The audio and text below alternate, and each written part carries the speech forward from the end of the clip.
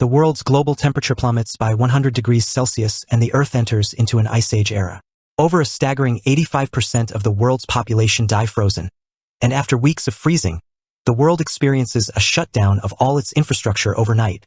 The protagonist of this story, Han Feng, is the only one able to sit at home with water and electricity, enjoying a glass of premium wine by the boiler.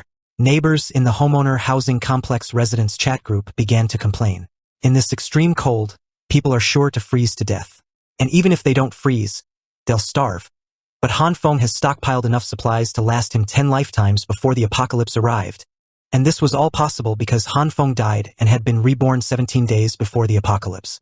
At this moment, a reporter on the news warns everyone to stay inside as the temperature continued to drop with no signs of stopping. But everyone shouldn't give up hope because the government hasn't forgotten about them. As long as they unite and stand together, they will overcome this crisis. This news was cut off mid-speech as a plane freezes in mid-air and crashes right into the unfortunate reporter, killing him instantly.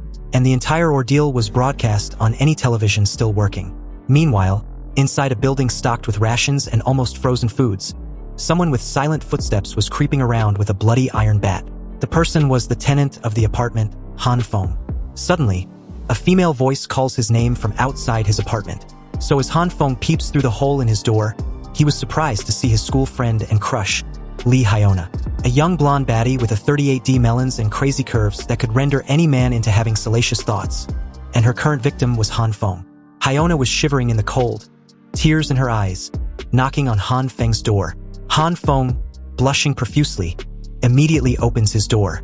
It's already deadly cold, so as Han Feng asks what Hyona was doing at his place, he also tells her to come inside, reminding her that it was dangerous and freezing outside. However, upon entering midway, Hyona suddenly grabbed the door and kissed Han Feng on the mouth.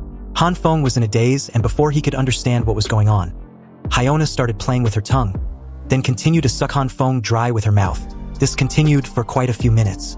However, as soon as the deed was done, a bewildered Han Feng, wiping his drool from his mouth, questioned what's gotten into Hyona. She kissed him the second he opened the door. Hyona, with a seductive tone, whispered that she realized Han Feng was the only one she loved all along, and that act just now was the declaration of her love. You're the only one I'm supposed to be with.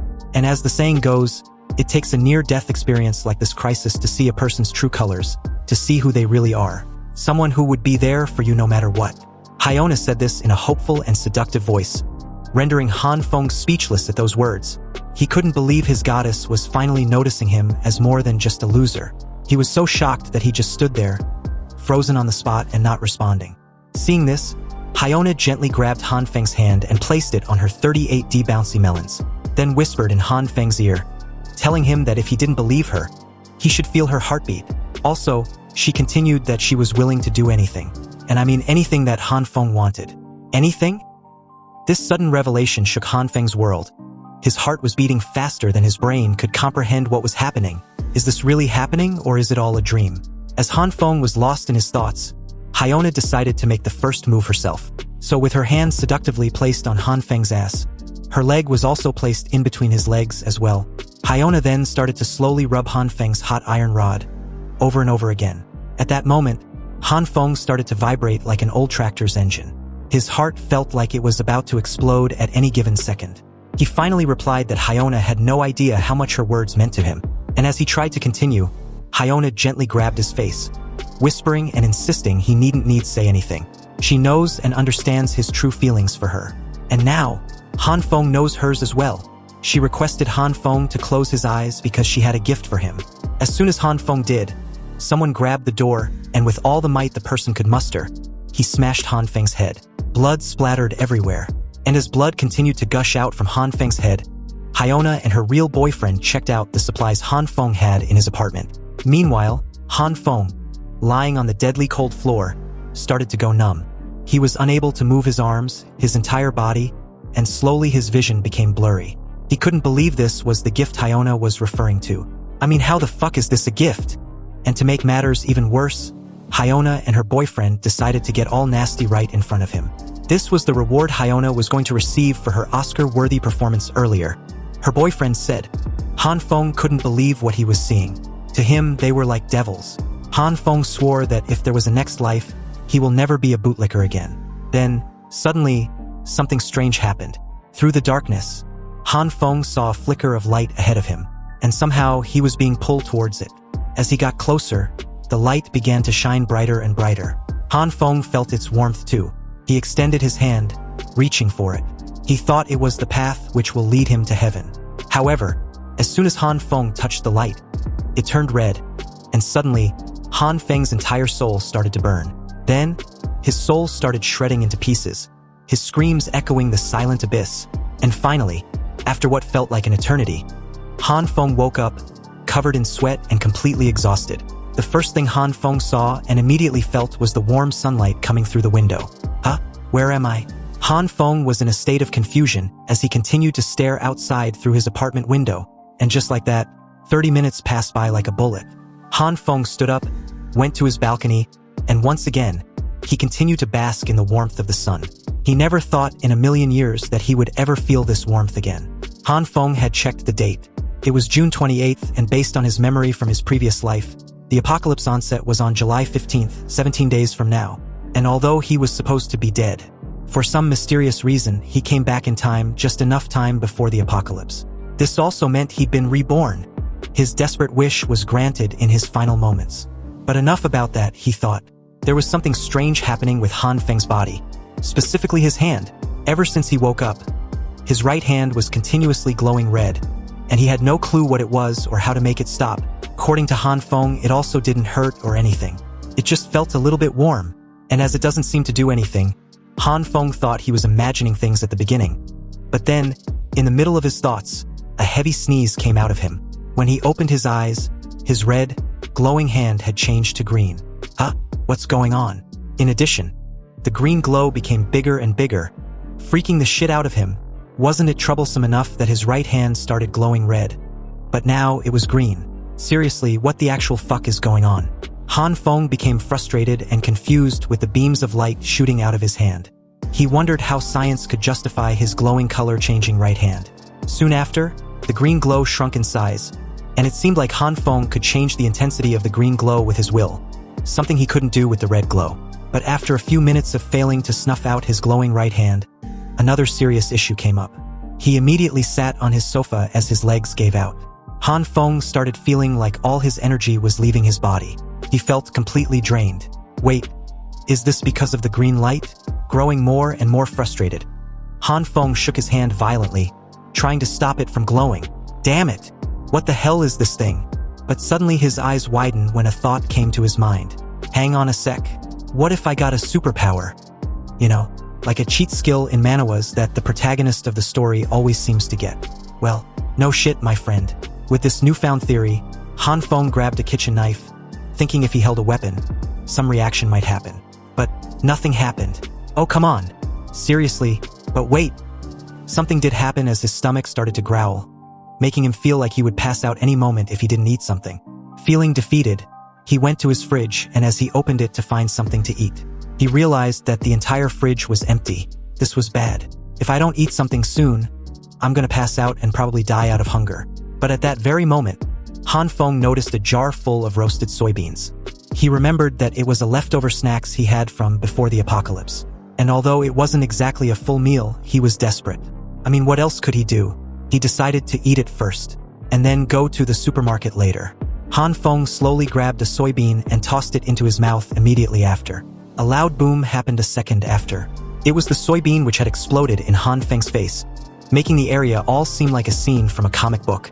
As the smoke cleared, there was fresh soybean plant in Han Feng's mouth. Confused, he pulled the mysterious plant out of his mouth and noticed it was a fresh plant of a soybean. Also, he wasn't feeling tired or drained anymore. And the green light was gone too. Did it have something to do with the soybeans? Now Han Feng was really confused. He plucked one soybean from the plant in his hand, and upon opening it, he was utterly stunned to see fresh soybeans inside. Ah, so this is my power. What an incredible discovery. I need to study it some more, but right now I have bigger fish to fry. I need to stock up on supplies before the world ends. Outside, the weather was very moderate as birds were chirping non-stop, and the buzzing crowd was evident to see. Soon all this will be ancient history, Han Feng thought. He was in the crowd, thinking about everything that had transpired. Okay, so let me get this straight. First, there was a red glow around my hand. Then it turned green. Then the green glow shrinks and grows, making my heartbeat faster and feel super tired. Then, the soybean I touched with my glowing green hand became a bean sprouts. What kind of power is this? After his recount, Han Feng was still confused and growing frustrated again. In the middle of his thoughts, an angelic voice called his name from behind. So as Han Feng stopped and turned back, well, it was none other than Miss 38D Melons, Lee Hyona. She was wearing a beautiful dress and looking absolutely gorgeous. Once again, with a seductive voice, she said, "What a coincidence to meet like this. It's like the heavens are trying to bring us closer." Heavens? Yeah, right? Han Feng looked like he'd seen a ghost. After the incident, it seems Han Feng was now seeing her under a different lens. Lee Hyona, the goddess of his dreams for 3 long years. Han Feng had done everything to make her happy, even though he knew he was a loser, a fallback guy for her. But Han Feng never in a million years thought that this two-faced bitch would end up killing him. He was furious. His whole body was trembling with uncontrolled rage. Realizing this, Han Feng calms himself. Now's not the time for revenge. Not yet. After all, revenge is a dish best served cold. He needed to secure supplies first. In the middle of his thoughts, Hyona called Han Feng's name numerous times, but Han Feng was lost in his own world, thinking. Hyona, pretending to be worried, asked if Han Feng was okay. Why is he spacing out? Han Feng, with a nervous smile, politely explained that Hyona was looking beautiful today, so her beauty made him space out. This compliment made Hyona blush, but right after that, a knowing smile crept on her lips, making her quite smug and also revealing who she really was. She continued her angelic act with a weird, seductive voice, offering that they go do some shopping together now that they've run into each other. But Han Feng just straight up declines and left, saying he couldn't go today. Hyona was speechless at what just happened. She couldn't believe Han Feng would be on the path of a bootlicker counterattack. How could this bootlicker reject my offer? Meanwhile, Han Feng was proud of himself. He saw through Hyona's intention to use him as her personal ATM.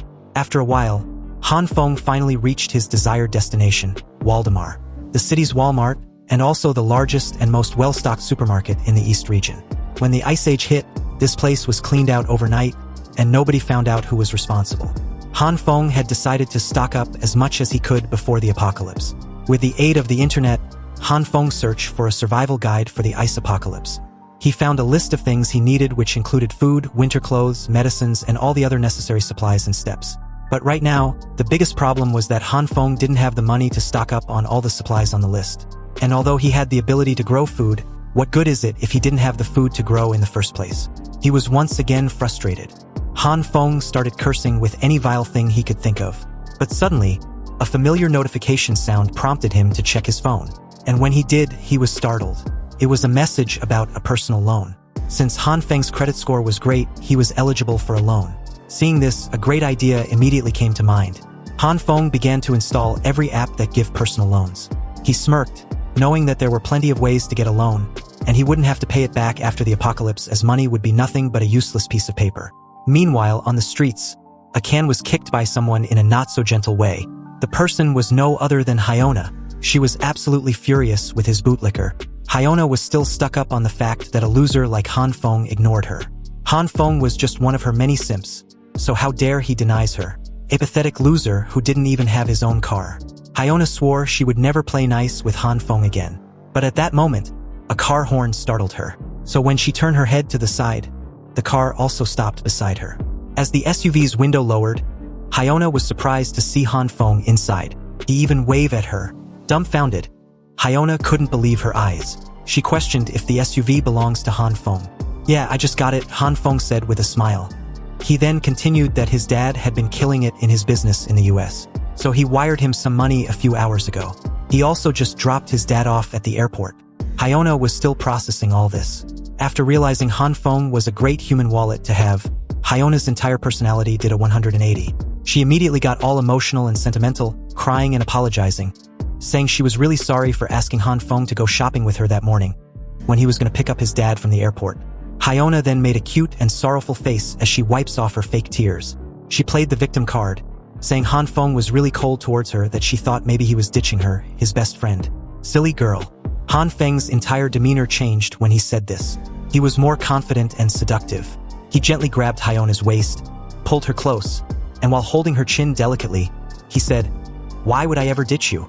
Hyona, you're the most important person in the world to me." Again, that mischievous, knowing smile crept on her lips once more, showing her true nature. Then, the Oscar-worthy performance was once more on display. Hyona pretended to be all shy, then cast her gaze on the ground and said that Han Feng was also very special to her. Hyona then proceeds to ask, why don't they go watch a movie and have dinner together at a high-end restaurant? Hyona lifts her head up and asks what Han Feng thought about her suggestion. However, to her surprise, Han Feng was already gone. Huh? Where did he go? The noise behind her made her turn back, and when she did, Han Feng was assembling all the supplies in the back of his SUV. He explained that he still had to carry all the stuff upstairs, so he can't today. He was obviously busy. Even though Hyona was furious hearing this, she politely asked, "Why did you buy so much stuff? What's inside the boxes?" Han Feng casually explains that they were nothing special, just some stuff he likes. That's all. Then, feigning excitement, Han Feng said he also got a special gift for Hyona, and once he's less busy, they will meet up. This made Hyona extremely happy, so as she turned to leave, she made mention that she was really looking forward to the gift. Hyona also said that she was heading home. Hearing this, Han Feng nonchalantly replied that she better do just that. With her back turned, Hyona reverted to her true self, pleased. She was quite satisfied with herself, thinking she'd nailed it and got a great wallet at her disposal. On the other hand, Han Feng stole a cold glance from behind him, thinking he couldn't let Hyona find out about his little stockpiling. It's his ticket to surviving the apocalypse, after all. Han Feng couldn't wait to turn Hyona's world into a living nightmare when the apocalypse hits. She and the guy that helped in killing him. Han Feng's expression turned sinister, like that of a grim reaper. He was actually starting to look forward to the apocalypse. The days rolled by and just like that, bam! July 15th, the day the apocalypse arrives. But before that there was heavy snow first. Then, the temperature eventually plummets to minus 20 degrees Celsius. Over the next month, the temperature will continue to drop gradually, reaching a new low of minus 70 degrees Celsius. By that time, the world will be encased in ice and snow, making it impossible to go outside. That's why Han Feng had to prepare before that very day. He needs to stock up on enough food supplies, but he couldn't let his neighbors suspect his sudden hoarding. So Han Feng had his packages sealed in hazardous boxes, and the sensitive supplies like medical supplies are moved by Han Feng at night when no one's around. So with those issues sorted, the next issue was electricity. After the apocalypse hits, the power grid will be extremely unstable. So Han Feng got a generator and enough fuel to keep it running for at least a year. Also, the heating system will stop when the apocalypse hit, so Han Feng modified his house for independent heating, and also reinforced his doors and windows while he was at it. He also dedicated an entire room for storing his supplies too. By the time he finished getting everything ready, it was already July 14th, and the beginning of the apocalypse was the very next day. Finally, it was time for the main event, and thus, discovering the mystery behind how his power works. Han Feng knew that to survive in the upcoming Ice Age apocalypse, relying solely on the supplies he'd accumulated won't be enough. He needed a long-term solution, and the key was to find out more about his power to manipulate plants. After all, it was his last hope. Han Feng had cooked the soybeans he grew and decided to eat them to check if they were edible. Staring nervously at his spoon full of cooked soybeans, Han Feng was hesitant, and rightfully so. He had no clue what to expect if he eats it, but Han Feng knew that if he didn't try, he would never know. And with his ability acting so random, it was difficult to figure out its triggers. So as he takes a deep breath, Han Feng took a bite, and to his surprise, it was edible. And not only that, it also tasted just like any normal soybean. In fact, it was extremely delicious that Han Feng finished half his plate before he even realized it. After the confirmation that he can now produce food, the next step Han Feng thought was to figure out how this ability of his actually worked. So far, he'd only tried it on soybeans. Han Feng opened his fridge, which was now fully stocked with all kinds of food. He decided to test if his ability also worked on other plants. Hours passed just like that, and before he even realized it, the sun had already set. Han Feng found it difficult to open his eyes, so when he eventually did, he questioned himself if he'd pass out. He was also holding a fresh vegetable in his hand. Han Feng's head was spinning, and he also felt extremely exhausted. Around him were various vegetables and black substances, like a pile of dirt, scattered around him. It seems this power takes a serious toll on his mind and body. So to replenish his lost energy, Han Feng decided to finish his plate. As he was eating, Han Feng was inwardly delighted about the progress he'd made so far. He had learned something new about his ability, so as he continues to stare at his right hand, he recollects his progress. Before Han Feng blacked out earlier, he tried using his power on a bunch of different plants. Some vegetables didn't react at all. Some grew from seeds to full-grown plants, just like the soybean seeds. And some, well, they just exploded in Han Feng's face. But the weird aspect of it was, after the explosion, they turned into a coal-like substance that was extremely light. Seeing this made Han Feng try heating it. Then, voila! He found out that they could be used as regular coal, which made Han Feng extremely pleased with himself.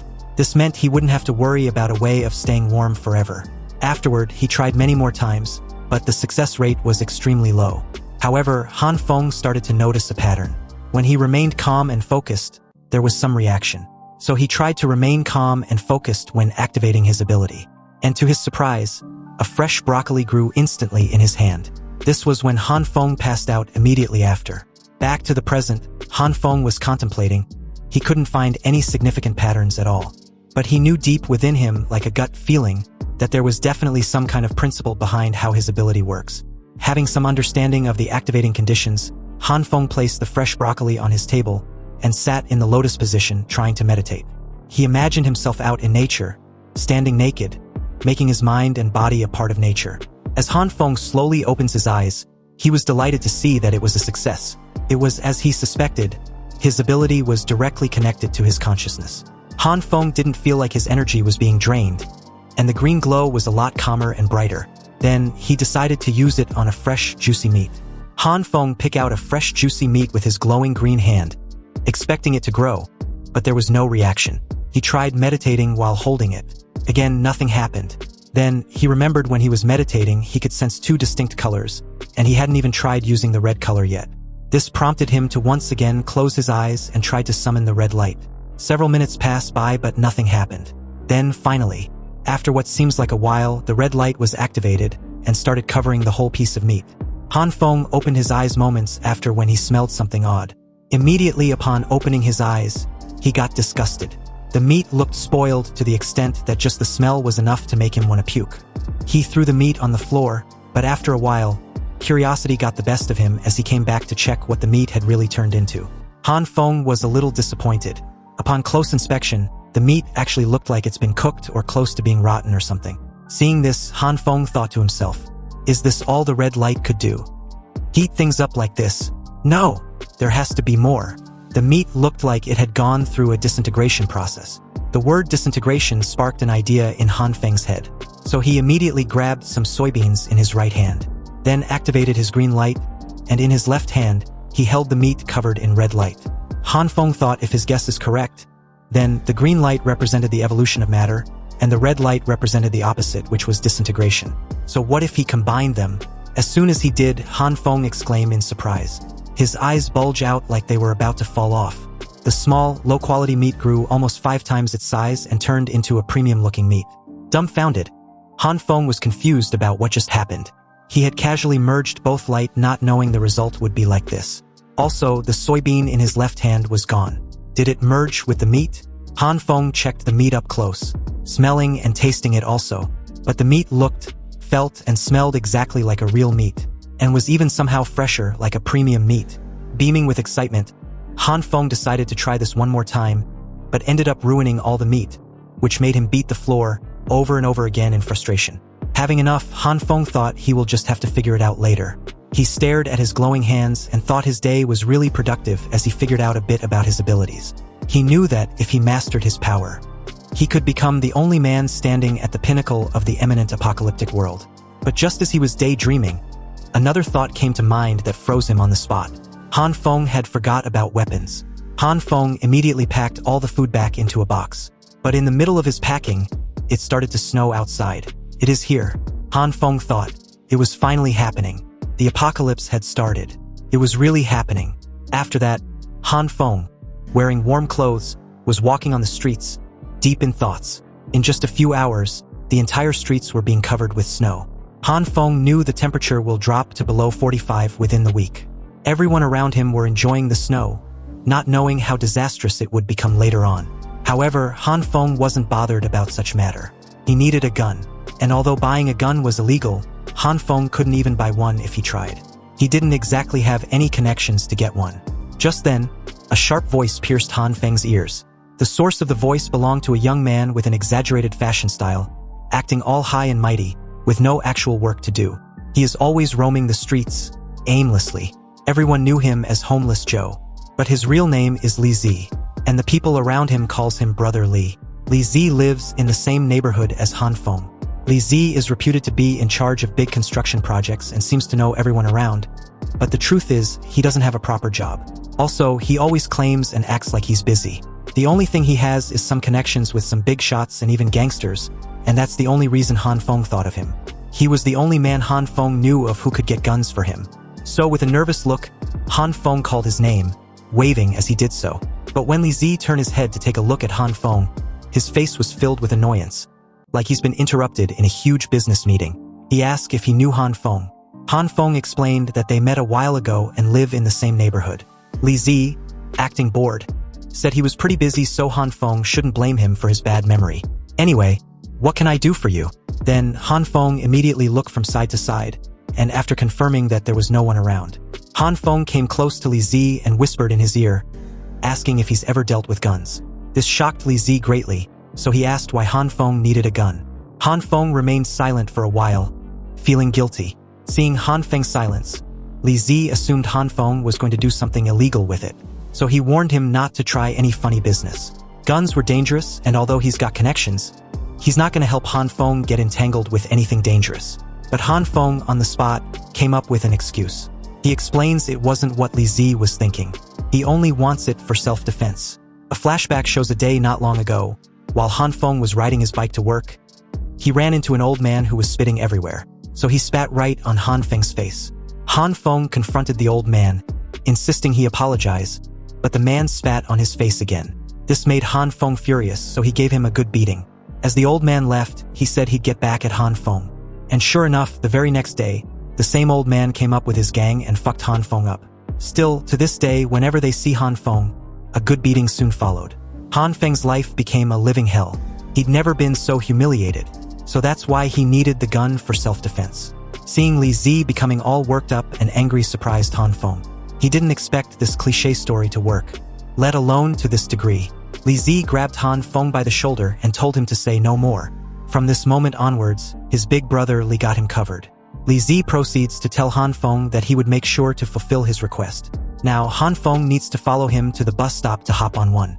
Li Zi told Han Feng his Mercedes was in service, so they need to make do with the bus service. Han Feng expected this, so he wasn't surprised. Although Li Zi was a big talker and liked to bluff, he's not a bad person. So Han Feng took out the keys to his SUV, telling Li Zi not to worry about it. He had a car. Seeing this, Li Zi couldn't help but be surprised. Soon after, the two were in the SUV, and as Han Feng was driving, Li Zi was really impressed. He didn't think Han Feng was a rich kid. Then, Li Zi took out his phone and started taking and posting pictures on social media, boasting about driving his new car. Finally, after a while, they reached their destination. And from the looks of it, people on the streets were already feeling the cold. They made some fire to warm themselves. As soon as Li Zi got out of the SUV, everyone around came close to him. They were surprised and shocked, asking what business he had doing there. Also, what's with this SUV?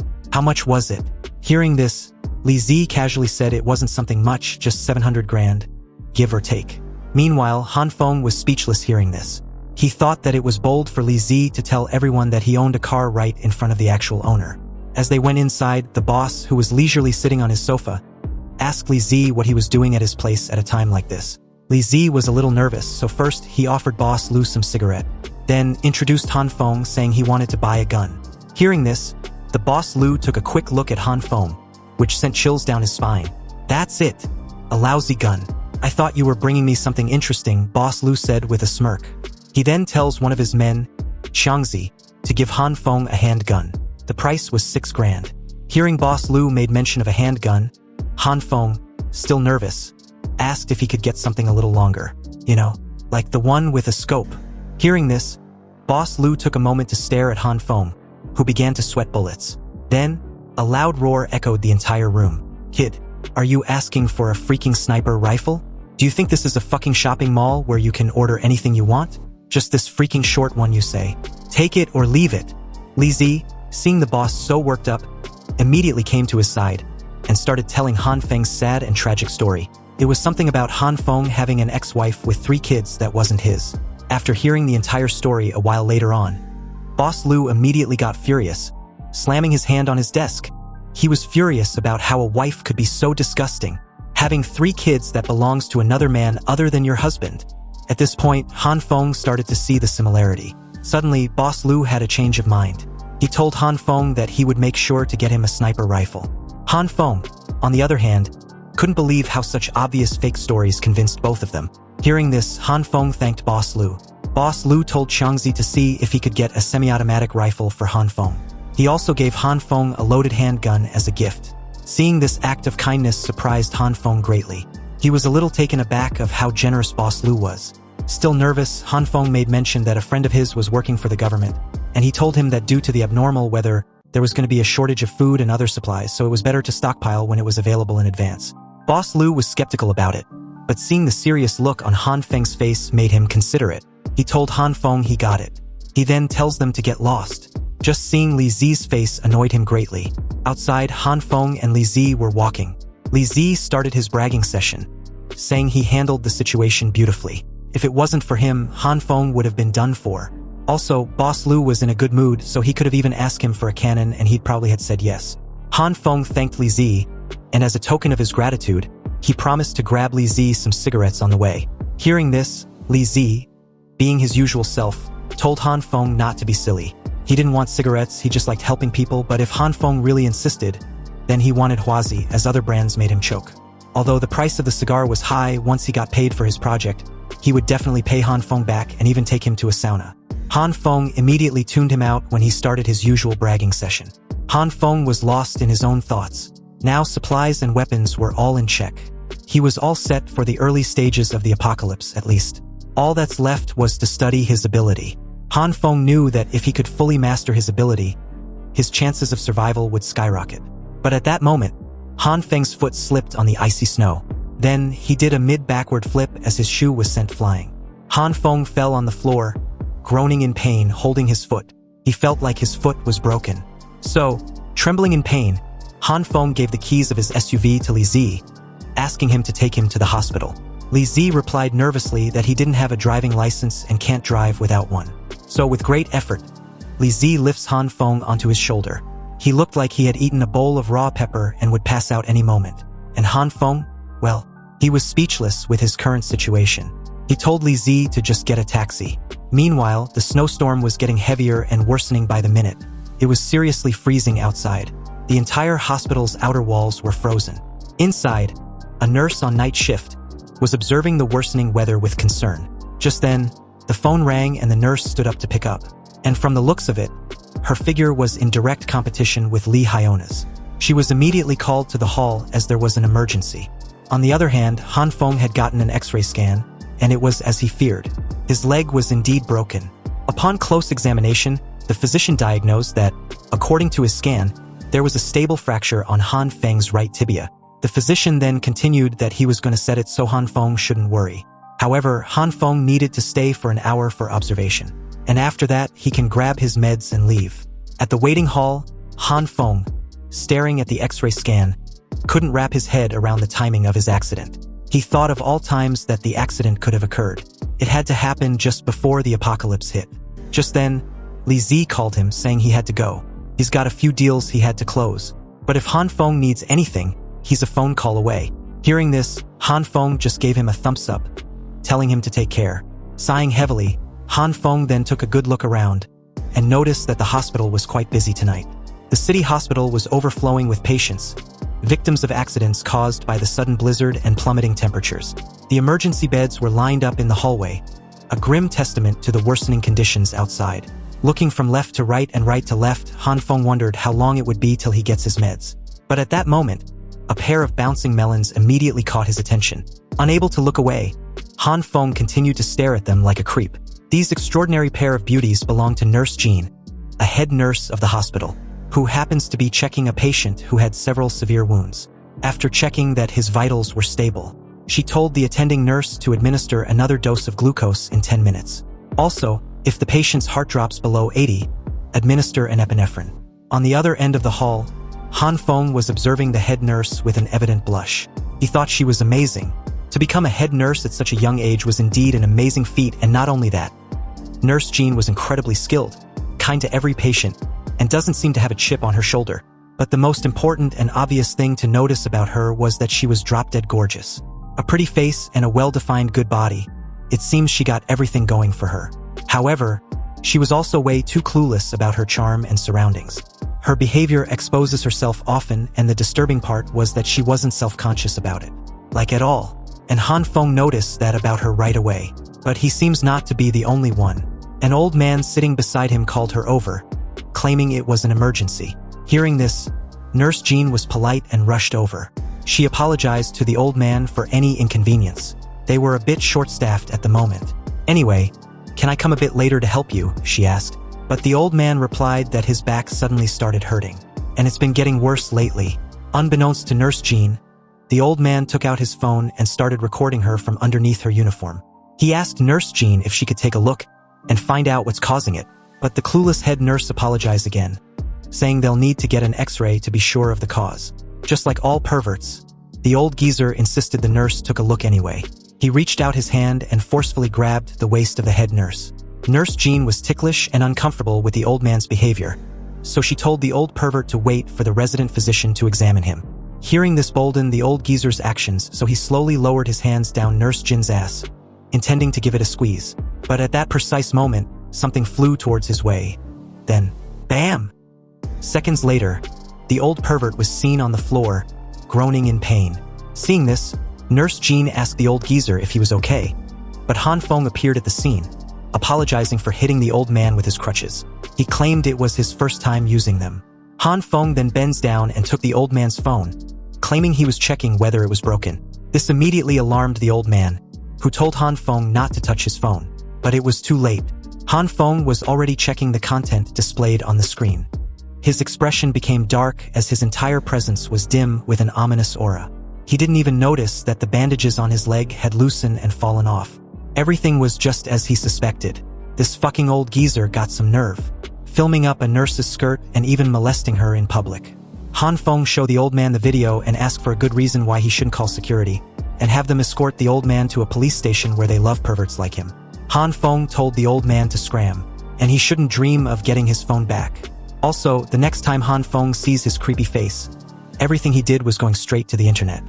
Hearing all this, the old man could do nothing but grit his teeth in frustration.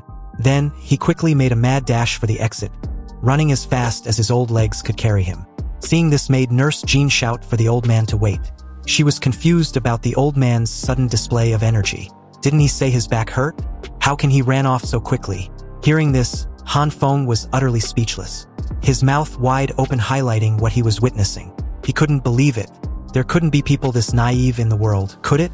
Han Feng showed Nurse Zhan the evidence for the old man's sudden actions. Nurse Zhan was genuinely shocked. She wondered how she didn't notice anything. Han Feng gave Nurse Zhan the phone, telling her to decide whether she wants to wipe the evidence or call the cops, whichever makes her feel better. However, she should be more careful from this day forth so perverts like the old geezer don't take advantage of her. Hearing this, Nurse Zhan gave her usual radiant smile, thanking Han Feng. Also, she'd been meaning to ask Han Feng about the issue with his leg. Isn't your ankle injured? The way the question was asked sent a chill down Han Feng's spine. And as he remembered he had a broken leg, all the pain that was masked by his urge to protect Nurse Zhan came flooding in like a broken pipe. Seconds after, Han Feng's screams could be heard across the hall. Nurse Zhan had expertly rebandaged Han Feng's leg. And still with that radiant smile, she asked Han Feng if it still hurt. No, not at all. Han Feng thanked her. So with vigor, Nurse Zhan assured Han Feng that she'll never let such bad people get away with such behavior anymore. Hearing this, Han Feng just tells her to be more aware of her surroundings and she will be fine. And to put it to a check, he lifted his injured leg to have a feel of those divine melons. And to his horror, Nurse Zhan was not aware at all. Not even a little bit. I mean, didn't she just say she will be more attuned to her surroundings? But at that moment, another nurse called for her. Nurse Zhan was needed elsewhere, so as she got up to leave, she reminded Han Feng not to forget to come back in a week's time to get his ankle checked. A week's time, huh? I guess I won't be seeing her again. Han Feng thought of this as he got up, grabbed his crutches and left the hospital scene. The very next day, the snowstorm got even worse than before. It was becoming more and more difficult to even take a walk outside. Every channel was interrupted with an urgent news. It was announced that all regions in the country was experiencing the same icy weather, and other countries worldwide was no different. However, experts and specialists from 46 other countries have all gathered at UN to discuss the weather's anomaly. But one thing was certain, according to their experts, the snowstorm won't last long. So everyone should follow the guidelines issued by the government and refrain from hoarding supplies and spreading rumors. However, Han Feng, enjoying a glass of premium wine in his apartment while listening to the government's bullshit, thought it was typical for them to do so to keep their citizens from panicking. If Han Feng hadn't been reborn, he would have also believed in the pile of shit they were spouting. Anyway, he was prepared this time around. His supplies were fully stocked, and his house was reinforced to withstand almost any form of break-in and has its own heating system. He needn't worry about his survival for a long while. At that moment, a ding sound brought Han Feng from his reverie, and as he checked his chat group for the housing complex residents of his building, almost everyone was delighted with the current situation the world was facing. They were glad to be lazing around without going to school or work. However, one message got Han Feng's attention. Someone with the chat name of Mysterious Person had announced that the Ice Age apocalypse was about to begin. Han Feng, with a surprised look, questioned himself how the person knew about the apocalypse. It looks like Han Feng needs to be mindful of this mysterious person. Reading through the comments, the property management team was under constant pressure from the tenants to go shovel the snow outside. And although it was minus 20 degrees outside, the tenants didn't care and wanted to take their cars to the supermarket to get supplies.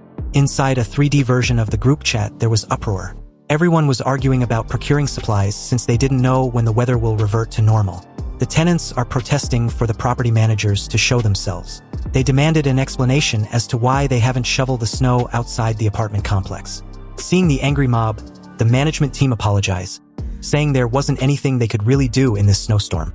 However, the tenants still didn't care. What's the point of paying them if they couldn't handle such a small matter?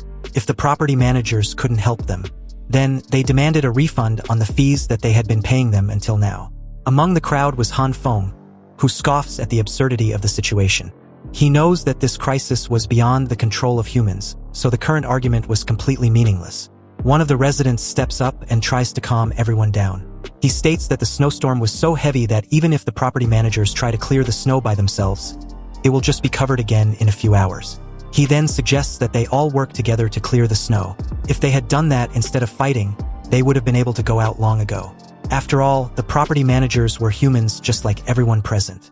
There was really nothing they could do in this kind of disaster. He then questions if everyone was just taking their frustration out on them. Hearing this, some of the residents question why they were the ones being lectured. Why was the person speaking on behalf of the property management team? Was he the owner? They have been paying the property managers for such situations like this, so why should they waste their energy helping? However, Glasses Man replied that he wasn't speaking on behalf of the property management team. He was speaking objectively and realistically. Besides, driving a car to the supermarket was impossible. And even if they do manage to clear the roads in their neighborhood, who could guarantee that the roads outside were also cleared? Hearing this, the angry tenants asked Glasses Man what they should do then. Upon hearing this, Glasses Man was delighted. So he proceeds to suggest that they walk to the supermarket. If everyone present agrees, he will personally go outside with the property management team to clear a footpath for everyone. It was in that moment that Han Feng seemed to have some recollection of Glasses Man. His name was Zhang, and if Han Feng remembers correctly, in his previous life, Zhang was a very lively person, and that's it. That's all he remembers. Seriously. But at that moment, another user cuts in, saying the matter at hand wasn't complicated, so why was everyone making it such a drag? Those who want to go outside should just clear the roads, and the ones who aren't should just shut their bitch ass up. Fighting for half a day just to clear some snow was very annoying. His disinterested attitude on the matter was evident to see, so he immediately logged out as quickly as he logged in, leaving everyone speechless. As brief silence ensues, another user commented that he will also head outside to help. He wants the roads cleared quickly because he needed to help his good brother down the streets to discuss business worth millions. Han Feng immediately knew who the person was. After all, there was only one person who spoke in such a manner. Li Zi. Following Li Zi's volunteering service was a few others who also agreed to go shovel snow outside.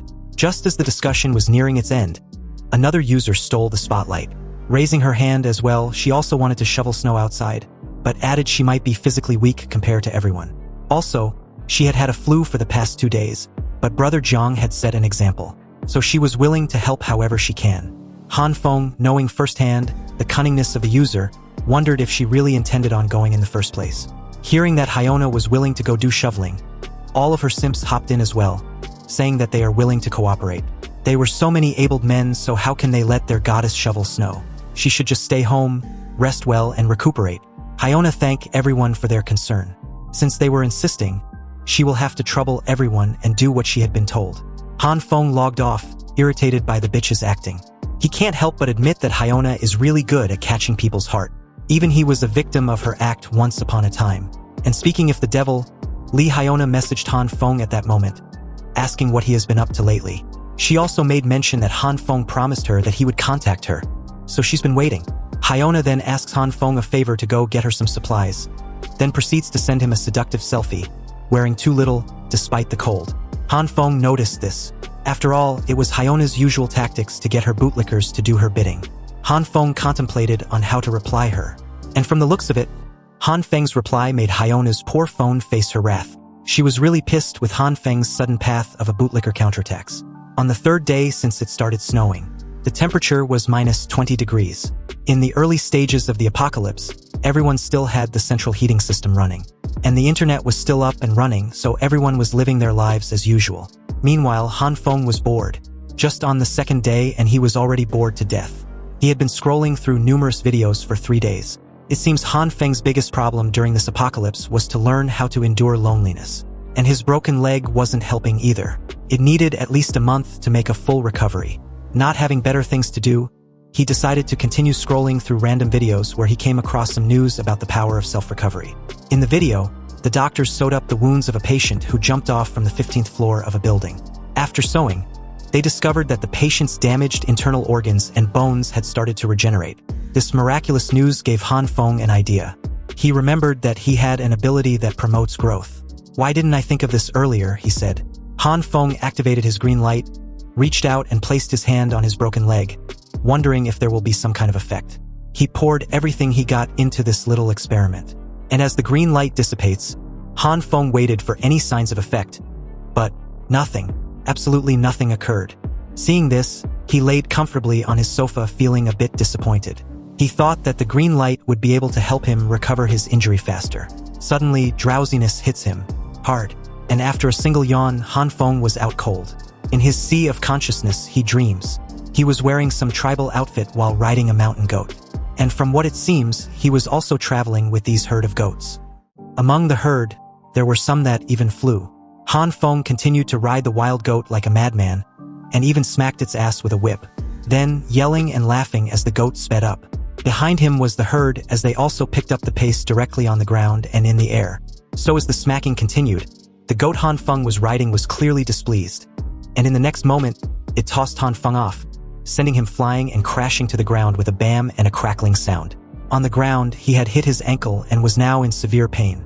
Han Feng felt like his ankle was broken, and as he groans and shakes uncontrollably in pain, unable to move, the goat slowly came to Han Feng's side upon seeing him in pain, and started licking his wounded ankle. Although Han Feng felt disgusted with the goat's actions, he patted the goat's head anyway as a form of a thank you. But this, however, once again, annoyed the goat. Its irritation clearly evident on its face as it stares at Han Feng with an annoyed look. It then extended its tongue several meters long and wrapped it around Han Feng's leg. And as it raised the injured leg in the air, spreading Han Feng's legs wide open in the process, Han Feng screamed in shock. Seconds later, the wrapped tongue of the goat started to glow green, and as its saliva dripped all around Han Feng's leg, he began to feel a familiar sensation. Then, a loud scream echoed the entire apartment as Han Feng woke up from his hideous dream. Breathing heavily, Han Feng was also covered in sweat like he'd ran a marathon. He thought to himself, what was with this weird-ass messy dream? And why the hell was I hanging around with goats of all things? Also, what was it planning to do to me? At that moment, Han Feng's eyes widened as he felt the familiar sensation again. The same sensation he experienced at the end of his dream. And as his attention shifted toward his broken ankle, he saw that his leg was covered in the green flame. Still in shock, Han Feng slowly, little by little, removed his bandages. And when he was done, he couldn't believe what he was seeing and feeling. His leg didn't hurt anymore, not even a little bit. It had completely healed in just a few hours. So, with this groundbreaking discovery, Han Feng, beaming with curiosity, pondered if the green light actually helped with his self-recovery while he was asleep. Deciding to test it out some more, Han Feng grabbed a kitchen knife, and as he stares nervously at his finger, he began to tremble uncontrollably in fear. But he also knew that, in order to survive in this apocalypse, he needed to find out more about his ability ASAP. So taking a deep breath, Han Feng brought the kitchen knife close to his finger. Then, closing his eyes in a half-assed manner, he made a small cut on his finger. Blood immediately started to ooze out in an uncontrolled manner. However, in the next moment, the green light summoned by Han Feng engulfed his entire hand. Then, soon after, a smirk crept on Han Feng's lips, and from this scene, it seems Han Feng's initial speculations were correct. And although he hadn't fully understood his ability, this was a correct step in the right direction. Meanwhile, outside the apartment complex, some of the residents were shoveling the snow, while others also tried removing a massive broken tree that used to be in front of the apartment building. Here, the face of Glasses Man, Zhang, was finally revealed. Similar to his 3D animated version, Zhang Shueo had his usual bright smile, and he seems to be a young man, right about Han Feng's age as well. Zhang, who had calmed the situation earlier in the 3D animated chat room, thanked everyone for their hard work. He also apologized in a polite manner to an old man named Lu Guangyao, but everyone knows him as Uncle Lu. Glasses Man told Uncle Lu that despite his old age, he came out to work in this heavy snow. Hearing this, Uncle Lu just casually laughed it off, saying he didn't do much. He pointed at the two young men beside him, the Zhan brothers, and continued that they did pretty much all the work. The Zhan brothers, Zhan Qinwen and Zhan Qinwu, who were shivering in the cold, smiled in a confident and shy manner respectively. They also laughed off the praise, saying it was their duty to help the elderly in these hard times. At this point, it seems pretty obvious that they were twins. Just then, a loud bam sounded, startling the two. So as they turned to the side, they noticed that someone in a pink dress had slipped and fallen. The Zhan brothers came to her aid. The confident brother of the two, Zhan Qinwen, extended his hand, asking if the girl in question was all right. He proceeded to advise her to be careful since the ground was all frozen and very slippery. The girl took his hand, and as we got a closer look, it was none other than head nurse Zhan of the city's hospital. She was wearing a hot pink coat with a matching earmuffs. So, with a polite tone and a warm smile, she thanked the Zhan brothers for their help and advice. Zhan Qinwen replied that they were going to clear the main path first, so if Nurse Zhan needed any help, she could call them and they would come running. Nurse Zhan, known by everyone by the name Zhan Jian, thanked them again, replying that she could handle the rest by herself. On the other hand, Glasses Man was still chatting with Uncle Lu. He said the snow was gradually getting heavier, so they would have to be quick when purchasing supplies later. Hearing this, Uncle Lu agreed. Uncle Lu, while smoking his cigarette with a serious expression, whispered that their discussion had reminded him of something. Seeing his serious look, Zhang asked what it might be, and Uncle Lu, whose expression now was that of a nervous person, just casually said it was nothing significant. He proceeded to say that he had heard for the past few days, an owner in their neighborhood had been bringing supplies on a small truck like he was moving houses, and that was a little suspicious to him. Glasses Man laughingly questioned Uncle Lu. Isn't that a common sight? Perhaps that person was just moving into their apartment complex or renovating his apartment. Hearing this, Uncle Lu said nothing for a brief moment. Then, while holding his cap, his face again became serious. He whispered that he saw gas tanks and a fireplace furnace being imported in the building. And according to him, it didn't seem normal for someone who was moving in, especially during that period, when the weather then was a stark contrast to the weather now, right? After taking a long drag, the old man said it was as if the person was preparing for winter, as if the person knew what was coming. At that precise moment, their intense discussion was interrupted by the Zhan brothers, who told Zhang and Uncle Lu that they had cleared the main path, and perhaps they should start moving out now. Uncle Lu thanked them for their hard work. However, at that moment, a creepy, scary-looking guy grabbed the brothers' shoulders, startling them. He made mention that everyone had gathered around and were talking about making preparations to get through the winter. It sounded interesting and he wanted in on it too. But before he could continue, a thick snowball hit him, hard, in the back of the head. The snowball was thrown by a woman named Lu Yen. She shouted at the guy, Wu Kuanyan, to stop slacking and come over to continue working. Hearing this annoyed Wu Kuanyan, who started to yell, complaining that he did all the work alone, while Lu Yen just watched from the sidelines and gave commands like she was a supervisor. Lu Yen raised her hand towards Wu Kuanyan's pointed finger and told him not to point his finger at someone while talking. It signified that someone had bad manners. And it seems the two were a couple and their arguments were a regular occurrence. Seeing this, the Zhan brothers silently slipped away from the chaos. Glasses Man, with his usual demeanor, told them to stop quarreling. The main path was cleared and they needed to hurry up to get supplies. Hearing this, head nurse Zhan shouted for everyone to get ready to head out to the supermarket to buy some supplies. The twin brothers also wanted to buy supplies for themselves and for their parents also. But Uncle Lu, with a casual smile, once again, asked Glasses Man what his thoughts were on the matter. Does he think that person knew about this ice storm and stocked up in advance? Glasses Man said nothing and continued to stare at his phone with a serious expression. And after what seems like forever, he laughingly replied that he wasn't overly concerned about it. It was a brief snowstorm after all, and would pass in a few days. When it does, everyone's lives and everything would soon return to normal. As of now, he believes what Uncle Lu said wasn't related to the current weather. Maintaining his bright smile, Zhang pushed up his glasses and continued that, even if they were to assume the snowstorm doesn't stop and would only worsen over time, and if someone in their neighborhood possessed a huge amount of resources, wasn't that a good thing? Uncle Lu, scratching the back of his head, started to laugh when he heard this. I suppose you're right. It's true that the young ones indeed use their brains more, he replied. After a while, the snowstorm seemed to have gotten a little bit worse. So everyone, including Glasses Man, had their umbrellas up. Glasses Man then told everyone to queue up and ready themselves to move out. They shouldn't push anyone. The snowstorm was getting heavier and heavier, and they needed to try to hurry back in 3 hours when they've gotten the supplies. Soon, they all marched together toward the supermarket under the heavy snow. Meanwhile, an apartment from the lot had its lights on, and it seems that this apartment was not facing challenges as the rest were. Inside this apartment was Han Feng, who was passed out, drooling and covered in sweat. His situation was a direct opposite of what was happening outside his apartment. As Han Feng began to twist and turn on his sofa, someone started calling out to him, knocking on his door. Han Feng woke up, still half asleep, and as he wipes his drool, he opened the door. Han Feng apologized, saying he was asleep, hence why it took a while to open the door. At the door was none other than Li Zi. Li Zi had a smirking smile on his face, smoking a lit cigarette. He told Han Feng that he brought the item he wanted, a semi-automatic rifle. And just like that, Han Feng's drowsiness vanished immediately. Han Feng thanked Li Zi with a polite smile, but Li Zi replied that Han Feng shouldn't mention it. After all, Han Feng was the reason why Brother Lu was able to properly secure supplies in advance before the situation had gotten this bad. Hearing this, Han Feng just chuckled. Brother Li, you're too kind, he said. I only did that because Brother Lu was kind and generous.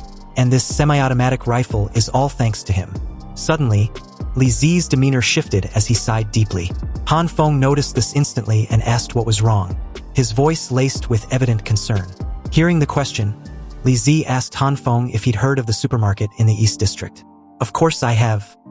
Well, when we went there in the snowstorm today to buy some stuff, the supermarket was completely emptied by someone last night. What? Emptied out an entire supermarket in one night? Shock washed over Han Feng as he shouted in disbelief.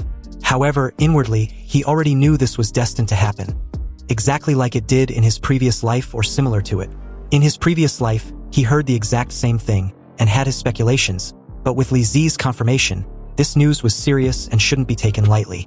So, as they parted ways, Li Zi casually told Han Feng that he was heading back to his apartment. However, Han Feng shouldn't forget to wear more clothes to stay warm. Of course, Brother Li, thanks for the advice, Han Feng replied, still lost in thought. Back inside the apartment, Han Feng shuts the door, not forgetting to lock it as well. Still in thoughts, Han Feng wondered who could be capable of secretly emptying out an entire supermarket overnight. How did they do it? He continued to ponder, trying to piece together the mystery. But the only thing that comes to mind were the comics and novels that he used to read back in the day. The ones about superhumans who could store things into another dimension and had the power to manipulate space. Han Feng had a gut feeling that it was more than just a regular theft. Could there really be someone with spatial abilities? Han Feng wondered silently. Just thinking about the possibility that there might be more humans other than him with superpowers really unsettled the shit out of him.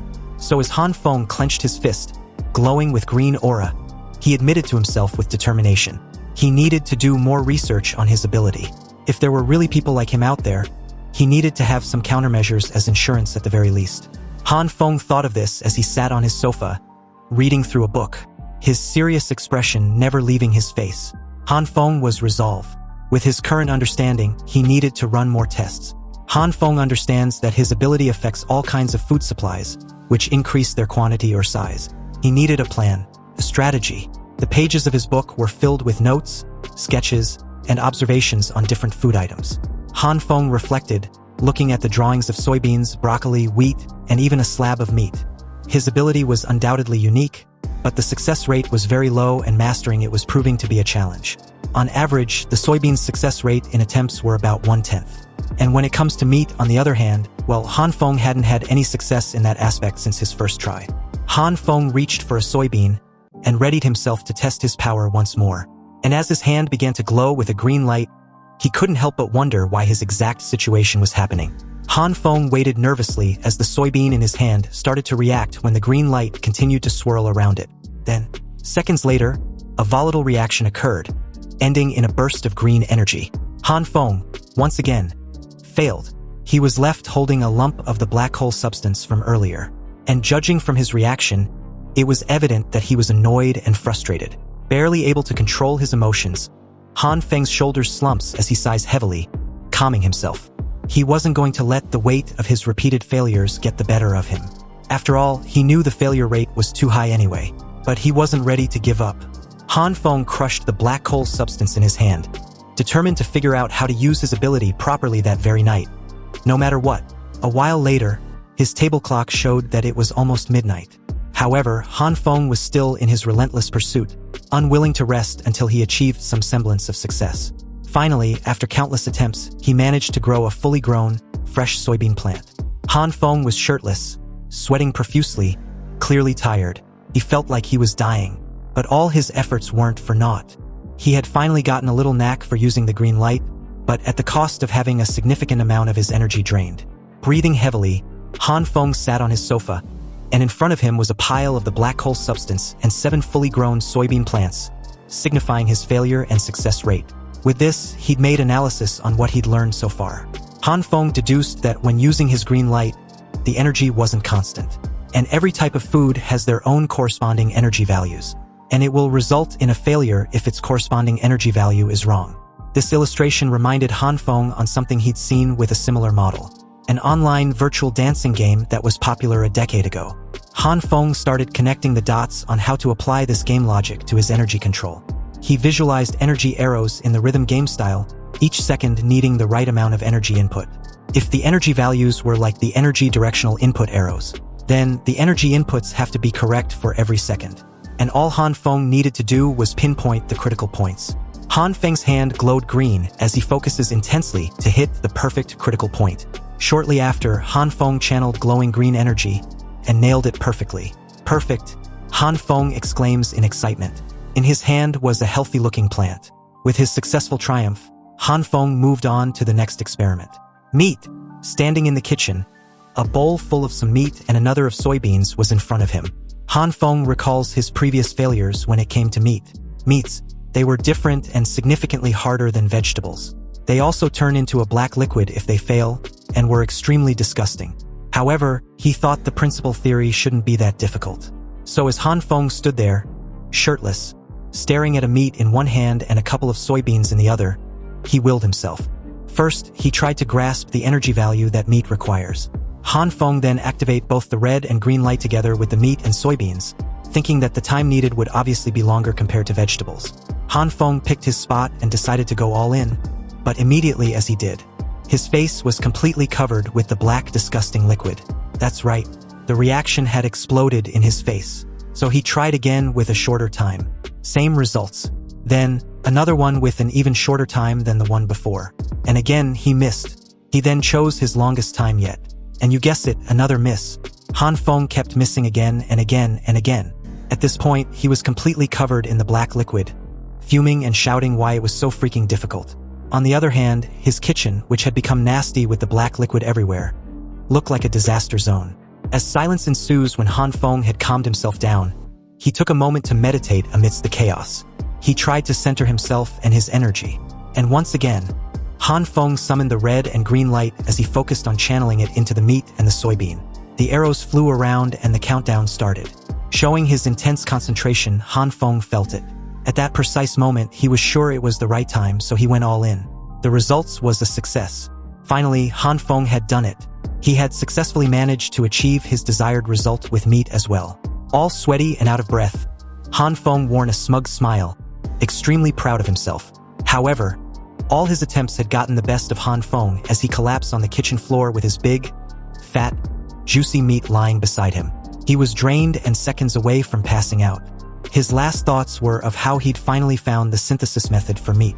And with that thought, Han Feng lost consciousness. The scene shifts to the outside world, where a major snowstorm has hit and was being broadcasted on television, updating everyone. They were just 3 days in, and the current weather was the worst snowstorm that only occurs once in a century. Everyone was advised to remain in their homes and avoid going outside. Also, to ensure standard basic living for everyone, defenses and measures had been taken for all locations in the country. This woke Han Feng up, who lazily laid on his sofa, tired. He leisurely listened to the news with pretty much no concern. The news continued that the disaster was widespread, and efforts were being made to combat it. All means of transportation, electricity, and network services were starting to break down. But everyone should be patient and stay home. At this moment, Han Feng sat up and stretched out his tired muscles, gearing up for another day indoor. He knew that everything would start collapsing on this moment forth, just as it did in his previous life. And the government would also continue to spread their horseshit over and over till all broadcasting ceased. Besides, with the chaos outside, staying home was the best option. Just then, Han Feng's phone dinged. It was the neighborhood group chat. Already bored, he decided to check it out. In the 3D animated chat group, people were quarreling intensively. It was a complete shit show. Some neighbors were thinking of waiting for the government to save them, while others were skeptical and thinking about how to save themselves and hoarding supplies. But at that moment, Uncle Lu chimed in, asking everyone if they truly believe what the news said. Do you guys really think the news broadcasted by the government were true? Because if anyone believes that, then they got shit for brains. If the situation was under control like the news said, and the government really wanted to save them, then trucks full of supplies and a support team should have arrived long ago. But as of now, not even a single one had been seen to aid them. On the contrary, from what Uncle Lu had heard from his friends, armored vehicles, heavy weapons and tanks are heading towards their country's capital, City A. Based on this, there was only one possibility left. War. War was about to commence. Hearing this, everyone began to lose their shit. They crowded Uncle Lu, asking what they should do then. If what Uncle Lu said was true, then aren't they done for? Han Feng read the message with a skeptical look. What? A war is commencing? I think I had also heard about this before in my previous life, Han Feng thought. Back to the chat group. Glasses Man spoke up. If Uncle Lu's guess is really true, then we really have to start taking measures to save ourselves. There are already some owners in the neighborhood who have run out of food because they did not hoard enough. Moreover, we don't have a confirmed time of arrival of the support resources from the government. I think we should start organizing ourselves first and help those owners who are facing difficulties. Then, to add a dramatic effect, Glasses Man continued in a high-pitched voice, suggesting that the owners with ample food supplies should donate some of it to support the other owners who had run out. As a way to show his commitment, he was willing to start. Glasses Man was willing to donate half of his food supplies, and whoever needed it, at any time, should come looking for him. Hearing this, the crowd began to whisper among themselves. And from the looks of it, everyone was moved by Glasses Man's act of kindness and generosity. Wu Kuanyan deliberately singled out Li Hyona, asking if she intends on helping. Brother Jiang was right. Everyone in our neighborhood should help each other out to try to get through this crisis together. We can't just let those families starve in such a cold weather. Everyone, you can count me in on the donation as well. So what about you, Li Hyona? Will you be donating too? Upon reading the message, Hyona's face turned ugly. She was pissed, calling Wu Kuanyan a crazy bastard. There were so many people in the chat group, yet he had to ask her, "Is it because I rejected you before?" Hyona took on a sorrowful look and apologized, saying she didn't have any spare food supplies at home. Hearing this, one of her bootlickers immediately came to her defense, questioned why Wu Kuanyan had to ask Hyona. She didn't even have enough for herself like she said. Why don't you ask someone else? Wu Kuanyan replied that he didn't know, and he was just hoping that everyone would unite and help out one another. But if they can't guarantee true unity among themselves, then he won't be donating. What Wu Kuanyan said wasn't a lie. After all, no one wanted to become a sucker. Hearing this, The crowd fell silent for a while as everyone contemplated on their next action. Seconds later, a tenant among the crowd shouted, telling everyone that he wished to donate. Hearing this made others join in, donating all sort of things they can offer. Medicine, clothes, food, warm water, and stuff like that. Glasses Man expressed his thanks in place of the poor owners. Then, he suggested they appoint someone to be in charge of keeping the supplies gathered due to their quantity. And just like that, the interim owners committee was formed, and at the head was Glasses Man. They were to be an interim emergency committee that was responsible for supporting and planning of the donated supplies. Han Feng couldn't help but laugh. He remembers this event happening as well in his previous life. And if Han Feng recalls correctly, the interim committee was just a scheme to take the resources of anyone naive and foolish enough to believe in them. The days rolled by, and just like that, they were 6 days into the icy apocalypse. It was July 19th, and the temperature outside had already dropped to -40 degrees. The central heating system was no longer in working condition due to the extreme weather. Everyone thought of ways to keep themselves warm and maintain their body temperature. It was the same as his previous life. And this was just the beginning because the situation will only continue to get worse. But all these did not affect Han Feng. His heating system had enough to last for years. Han Feng was playing a video game, and in front of him was various snacks and drinks. A glass of refreshing Coca-Cola and an enticing cake were even part. It was as if the world outside was just an illusion. Han Feng was engrossed in his game until his phone rang. Picking up the call, the caller told Han Feng he was the person in charge of Block 8 of the building. And Han Feng, being the owner of apartment 1801 and part of Block 8, should head down to the basement car park to shovel snow outside. When Han Feng arrives, he should also sign in as everyone on their block did. Han Feng listened while he leisurely enjoyed his drink. However, upon hearing that he had to shovel snow outside, he was instantly annoyed. You see, the snow outside at this moment was so heavy that it would be considered suicide to use the means of manpower to clear it. About 30 minutes later, Han Feng, with a dejected attitude, arrived at the first floor's main lobby. The only reason Han Feng decided to join the shoveling team of his block was because he didn't want to have a fallout with his neighbors. He decided that it was best to lower the possibility of his neighbors finding out about his secret hoarding. However, looking at the pile of snow outside which had already sealed up the first floor entrance, everyone was amazed at the level at which the snow had piled up to.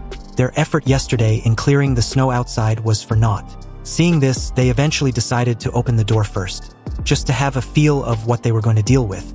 A fatty with an orange scarf called out to Han Feng to offer a helping hand in opening the door.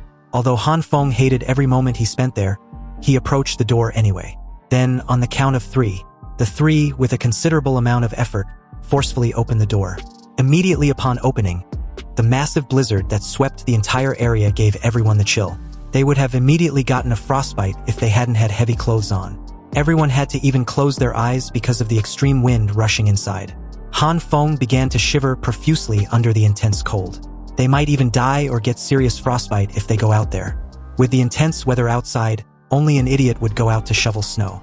At that moment, someone came in, and upon hearing the person's voice, Han Feng was startled and immediately recognized the voice without looking behind him.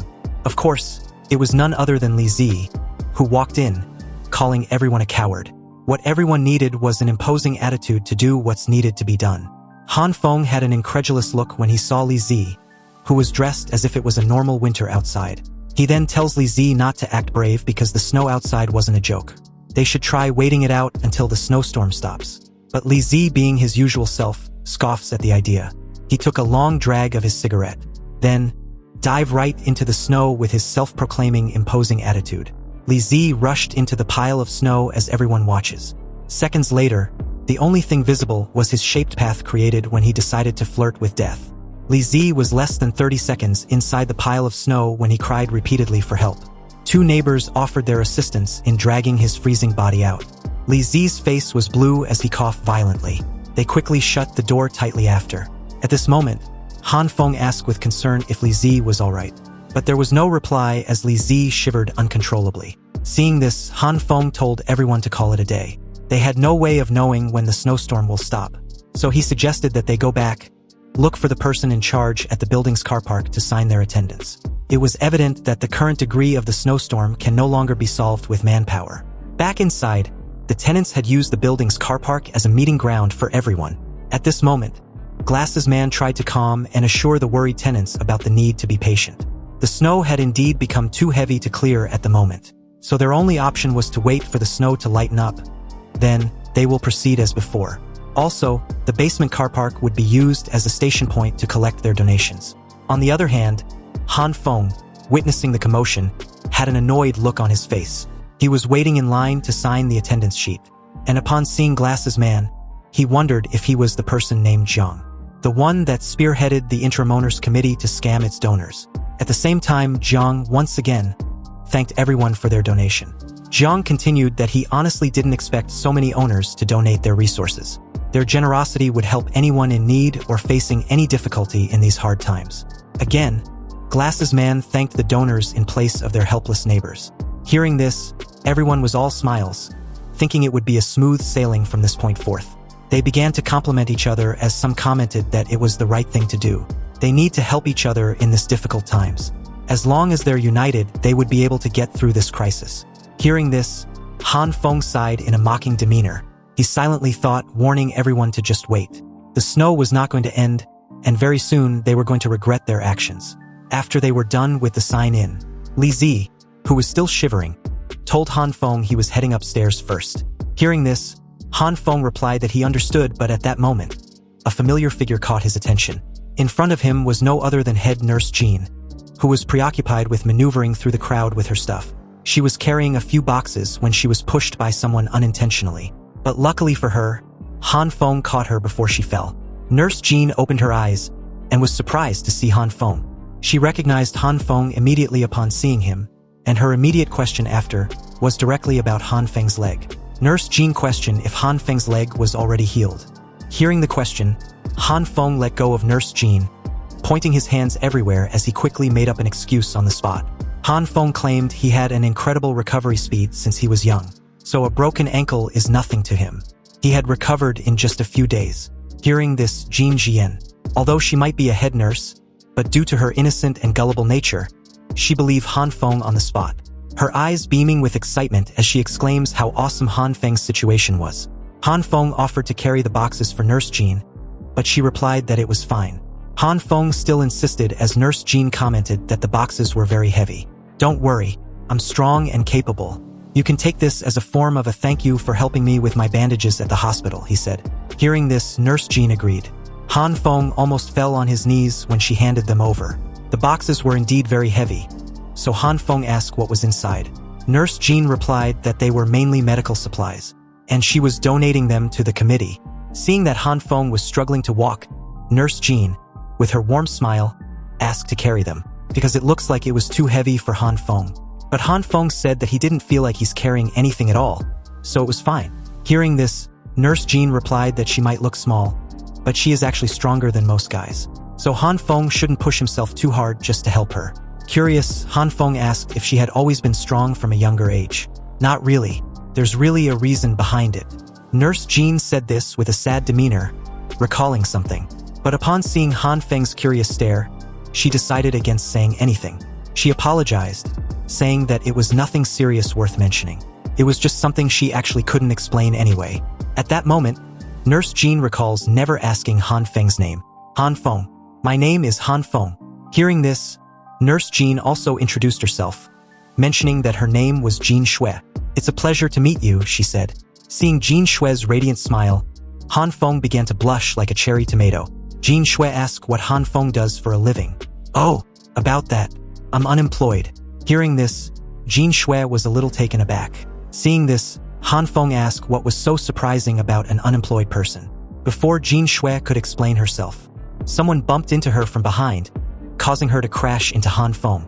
Her bouncing melons were the first to make contact, and immediately as Han Feng felt those heavenly twin beauties, their degree of softness made Han Feng's eyes bulged out as he stares at them with an undivided attention.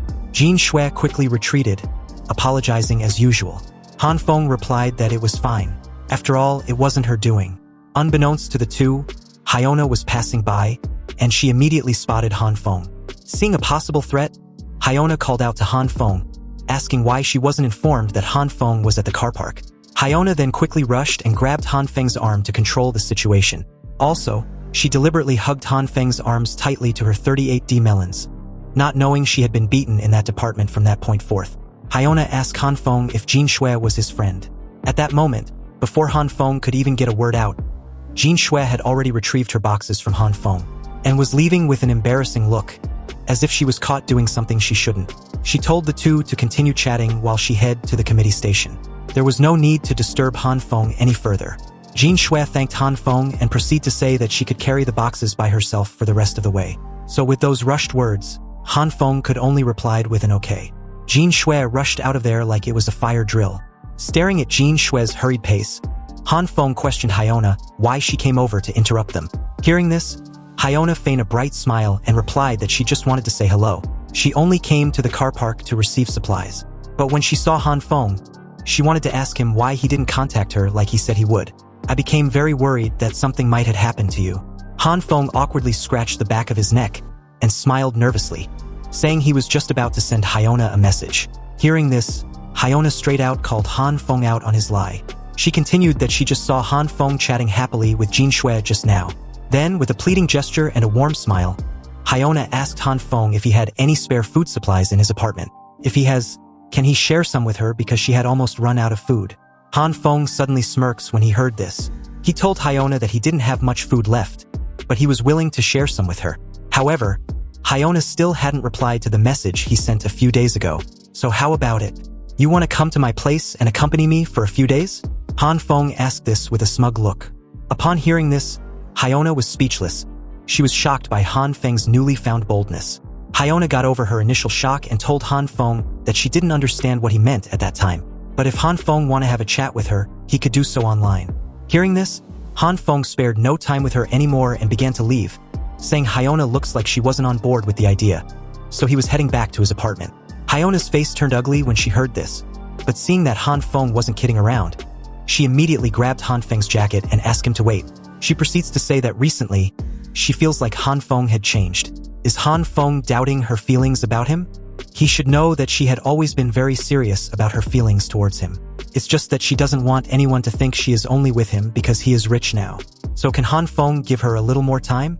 Hyona asked this with her usual cute, pitiful, sad face that always works on her bootlickers. Knowing exactly what Hyona was trying to do, Han Feng contemplated on what to do. If he hadn't already died once, he would have believed her. Han Feng really wanted to tear off Hyona's ugly mask off right now and be done with her. Just rip the bandage off, but that would be too easy and unsatisfying. Also, if he didn't find the identity of the man behind Hyona, then... Wait, why do I have to look for him? Han Feng at that moment suddenly had an idea. A brilliant one. He just needed to do exactly what he did in his previous life, and Hyona will bring over his boyfriend again. All Han Feng needs to do was wait patiently and prepare for it. So with these thoughts, Han Feng changed his strategy. He told Hyona that he was just teasing her. This revelation startled her for a brief moment. So Han Feng grabbed her by the arms and told her that he was just joking around, waiting for her reply. But now that he knows it, he will deliver some food supplies to her by tomorrow. Hearing this, Hyona praised Han Feng, saying that he was the best. Hyona quickly made the move to leave first, satisfied that what she wanted was accomplished. She waved goodbye, telling Han Feng that she was heading back first. If Han Feng wants to talk to her about anything else, he could do it online. Hearing this, Han Feng just told her to take care as he also waved her a goodbye. As Hyona turned to leave, she couldn't help but smile mischievously from ear to ear, pleased with herself. On the other hand, Han Feng also did the same as he watched Hyona's retreating figure. So 2 days slowly dragged by at a snail's pace, and the snowstorm outside hadn't shown any signs of stopping. If anything, it was getting worse by the day. But this didn't matter to Han Feng. He didn't give a shit. Back in his apartment, Hyona had been blowing up his phone non-stop, asking what Han Feng had been doing. Is he going to deliver the supplies like he said he would? Why was he not replying her? The messages just kept coming in. However, Han Feng didn't pay any mind to it. In front of him was a deliciously homemade dish. As he took a bite, Han Feng was in cloud nine, savoring the taste. Blissful and absolutely delicious. That's what he thought. And the weather was too perfect for such a nice and warm meal. While eating his warm meal, Han Feng explained that the numerous experiments over the past few days had allowed him to confirm two things. The first was that the meat could not be grown indefinitely. It had a natural limit to which it could be expanded. And regardless of the attempts, he was unable to make a full piece of meat grow any bigger than what it already was. However, during his experiments, he found out something interesting. a way around it, a loophole to grow the meat infinitely, and it was only possible if certain criteria were met. Holding a piece of meat with chopsticks, Han Feng explained that he would use half of the harvested soybeans to grow new seedlings, while he consumed the other half. So with this method, he always had a continuous supply of soybeans. Now, he found a way to apply a sort of similar process to the meat. When Han Feng cuts the meat into 2 pieces, then tries to grow them, each piece could grow back to its original form, a full-size meat. So under the 2 kinds of light, half a piece of steak with a few soybeans can produce a full piece of steak. With this realization, Han Feng conducted numerous tests after the success, compounding the effect. So using this formula, he will have an infinite supply of soybeans and meat. Feeling proud of himself, Han Feng was in cloud 9. He needn't need to worry about running out of supplies and having nothing to eat in the future. Meanwhile, on his television, a news reporter was still downplaying the severity of the situation.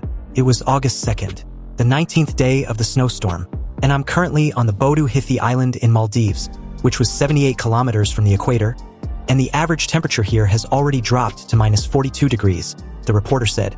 The entire island was almost completely buried under ice and snow, and even the ocean was freezing up at such a fast speed that could be observed with the naked eye.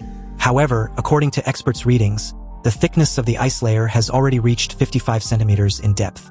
And from this current analysis, it was confirmed that the disastrous situation near the equator was pretty much the same in every country. Han Feng was still in his usual clothes inside his warm and comforting apartment, holding and enjoying a glass of red wine. He laughed internally, knowing full well that the reality of the situation was far worse than what the media was reporting. Suddenly, a shockwave startled him, felt like a huge earthquake. The glass of wine shook in his hand, spilling the content. Han Feng immediately went to his window, pushed back the curtain to take a look outside. Staring at an explosion outside, the city was in chaos. It was the 7th explosion in the past few days. Han Feng was curious as to what was happening out there. With his apartment fortified like a turtle shell, he was not worried about his safety. Just then, a loud vibrating noise startled him. As Han Feng gazed up at the sky through his window, he saw several military helicopters in the air. Han Feng was surprised and also a bit fascinated. It was his first time seeing a military helicopter, let alone this many at once. "Damn, so many helicopters," he exclaimed. He pulled back his curtain and checked the homeowners chat group on his phone. Han Feng knew that the situation outside would undoubtedly cause a huge commotion among the residents. And indeed, in the underground parking lot, it was as Han Feng thought. The homeowners were desperately trading for necessary goods and food supplies, and this led to many of them taking this opportunity to take advantage of others, which had also inevitably led to several conflicts.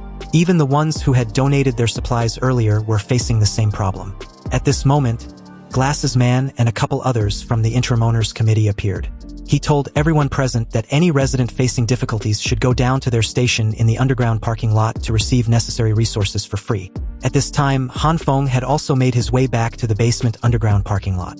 And due to his comfortable life in his apartment, he was still not used to the weather outside. So even though he was wearing heavy clothes, Han Feng continued to shiver in the cold, and also sneeze heavily from time to time. It was way too cold for him. Han Feng thought that if it weren't for information gathering, then he wouldn't have come back to the basement car park. As he walked further, he saw several homeowners, waiting impatiently in a queue for supplies. Han Feng was surprised to see that the interim owners committee was distributing food supplies to the residents.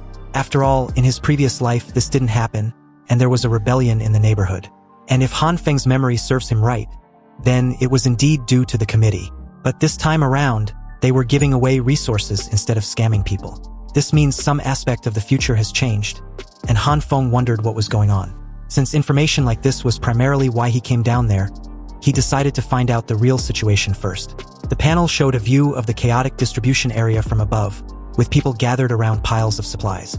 And as Han Feng walked through the crowded area in the underground parking lot, he noticed that the number of residents facing difficulties was quite high, which meant that the committee got a lot of donations than what they got in his previous life. Staring at the distribution point from afar, a person in the line furiously shouted that he handed over several boxes of supplies at the beginning.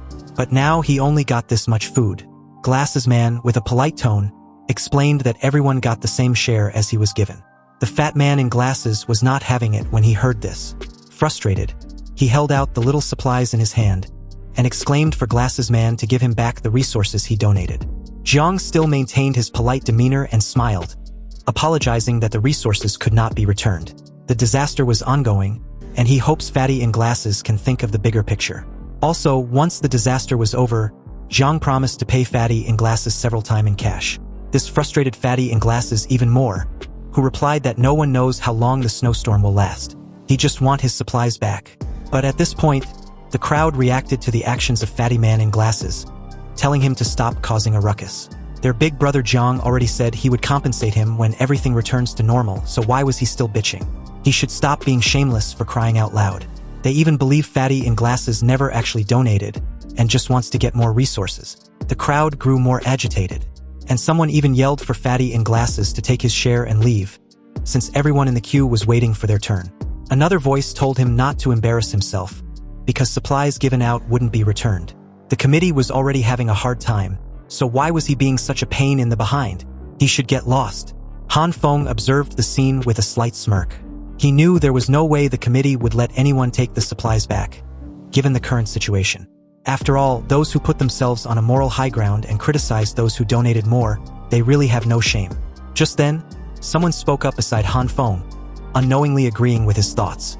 The crowd was really shameless, he said, surprising Han Feng. This person was none other than Li Zi.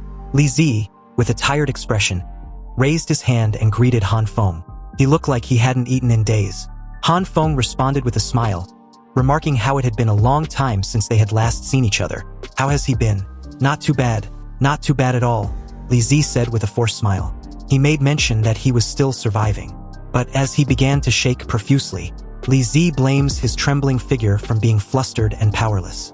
Han Feng then asked him if his current situation was what he referred to as not bad.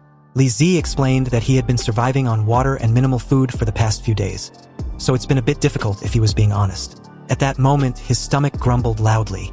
Han Feng asked in shock if Li Zi really had no food left at this point. Yes, Li Zi replied. He told Han Feng that he thought of helping the poor neighbors previously, so he donated most of his supplies to the committee. But in the end, his food supplies at home ran out before the snowstorm ended, and the resources the committee was given out were very little. Li Zi continued that if he had known, he would have kept more resources for himself. Now, even if he made a scene to ask for his supplies back, everyone present would start making a fuss about it. Han Feng listened to Li Zi curiously. Then, with a sly grin, he called out to him. Han Feng put his right arm around Li Zi and asked if Li Zi could help him with something. Li Zi, with a curious look, nodded, wondering what it was. What favor was his brother asking? Han Feng then explained that if his brother Li does what he's about to ask of him, in return, he would give him 4 packs of instant noodles. This shocked Li Zi greatly, especially after listening to Han Feng's request. He questioned if Han Feng was really telling the truth. Han Feng nodded. Of course, he said. Don't think too much about it. I don't have much left in stock, but I can give you that much.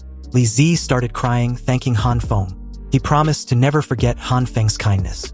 After all, he'd already figured out that his dear brother was just looking for an excuse to give him food. Han Feng reassured him, replying that Li Zi didn't need to be so polite. They were brothers and there was no courtesy needed.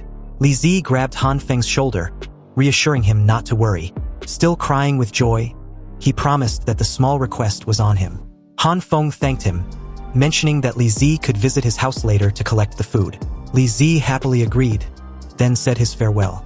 He was going to collect his share of the resources being distributed first. So with that, he left. Han Feng, on the other hand, thought to himself that with a few packs of instant noodles and sausages, he would no longer need to personally come to the underground parking lot to gather information. And although he felt a bit guilty about taking advantage of Li Zi, it wasn't as important as being comfortable and lazy at home, eating good food, and playing video games. However, at that precise moment, someone loudly called out his name, catching his attention. And as he turned back, a flying slap came toward him. A woman in a red coat appeared and bitch slapped the living daylight out of Han Feng. Hard. And this woman was none other than Li Hyona. Han Feng was taken aback, wondering what had happened. Hyona expressed her disappointment in him, loudly saying Han Feng had royally disappointed her. The scene was loud enough to garner the attention of everyone present. Hyona shouted, asking why his bootlicker had not been replying her messages. But Han Feng was still in a daze, shocked that Hyona just slapped him. Did she just slap me? With a murderous look in his eyes, Han Feng placed a hand on his red cheek as he stared at Hyona. This bitch actually dared to slap me? I haven't even settled her previous debts yet, and she has the audacity to slap me for no reason. Did she think I'm that easy to bully? A bootlicker? Han Feng remained silent and tried his best to remain calm as Hyona continued to shout at him. She questioned if Han Feng was deaf. Or was he mute? Did he not hear that his goddess was talking to him? After a brief moment, Han Feng sighed heavily, then apologized to Hyona. Han Feng thought of the bigger picture. He didn't need to ruin his plan before it even started. Han Feng replied that he had an unexpected situation, a complication that made him unable to deliver the supplies he promised. Hyona was shocked to learn that the supplies got stolen. Han Feng explained that he placed the supplies outside his door and went back inside his apartment to get his keys. But when he came back out, they were gone. Hyona then asked if Han Feng searched for it. Yes, he said. I did search for it, but unfortunately, I couldn't find any clues at all. Hyona proceeded to ask if Han Feng still had some supplies left. Han Feng replied that he didn't have much left. His current supplies would probably last him for a few days if he only eats 1 meal a day. Hyona only heard the portion she was interested in and got excited, exclaiming that it was great news. At this moment, her expression was that of a soul devourer. Her eyes were empty like the bottomless abyss, and not caring about anything or anyone other than herself. She told Han Feng that he could split his resources in half and share it with her. That way they can both get through the disaster together. He just needs to eat 1 meal every 2 days and he will be fine.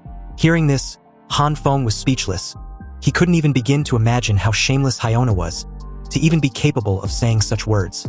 Then, as a sly grin formed on his lips, he remembered. Oh, that's right. In her eyes, I am just a tool for her to use when needed. Her worthless bootlicker, Han Feng thought. He agreed to Hyona's request, saying that he did promise her after all. They would split his resources equally. Hyona immediately started playing nice, thanking Han Feng. She also told Han Feng to deliver it to her apartment because she will be waiting outside her door. Han Feng agreed to this, adding that they should do it at night, and he would send her a message when he was done packing. Satisfied with this, Hyona turned to leave, reminding Han Feng that she'll be waiting on his message.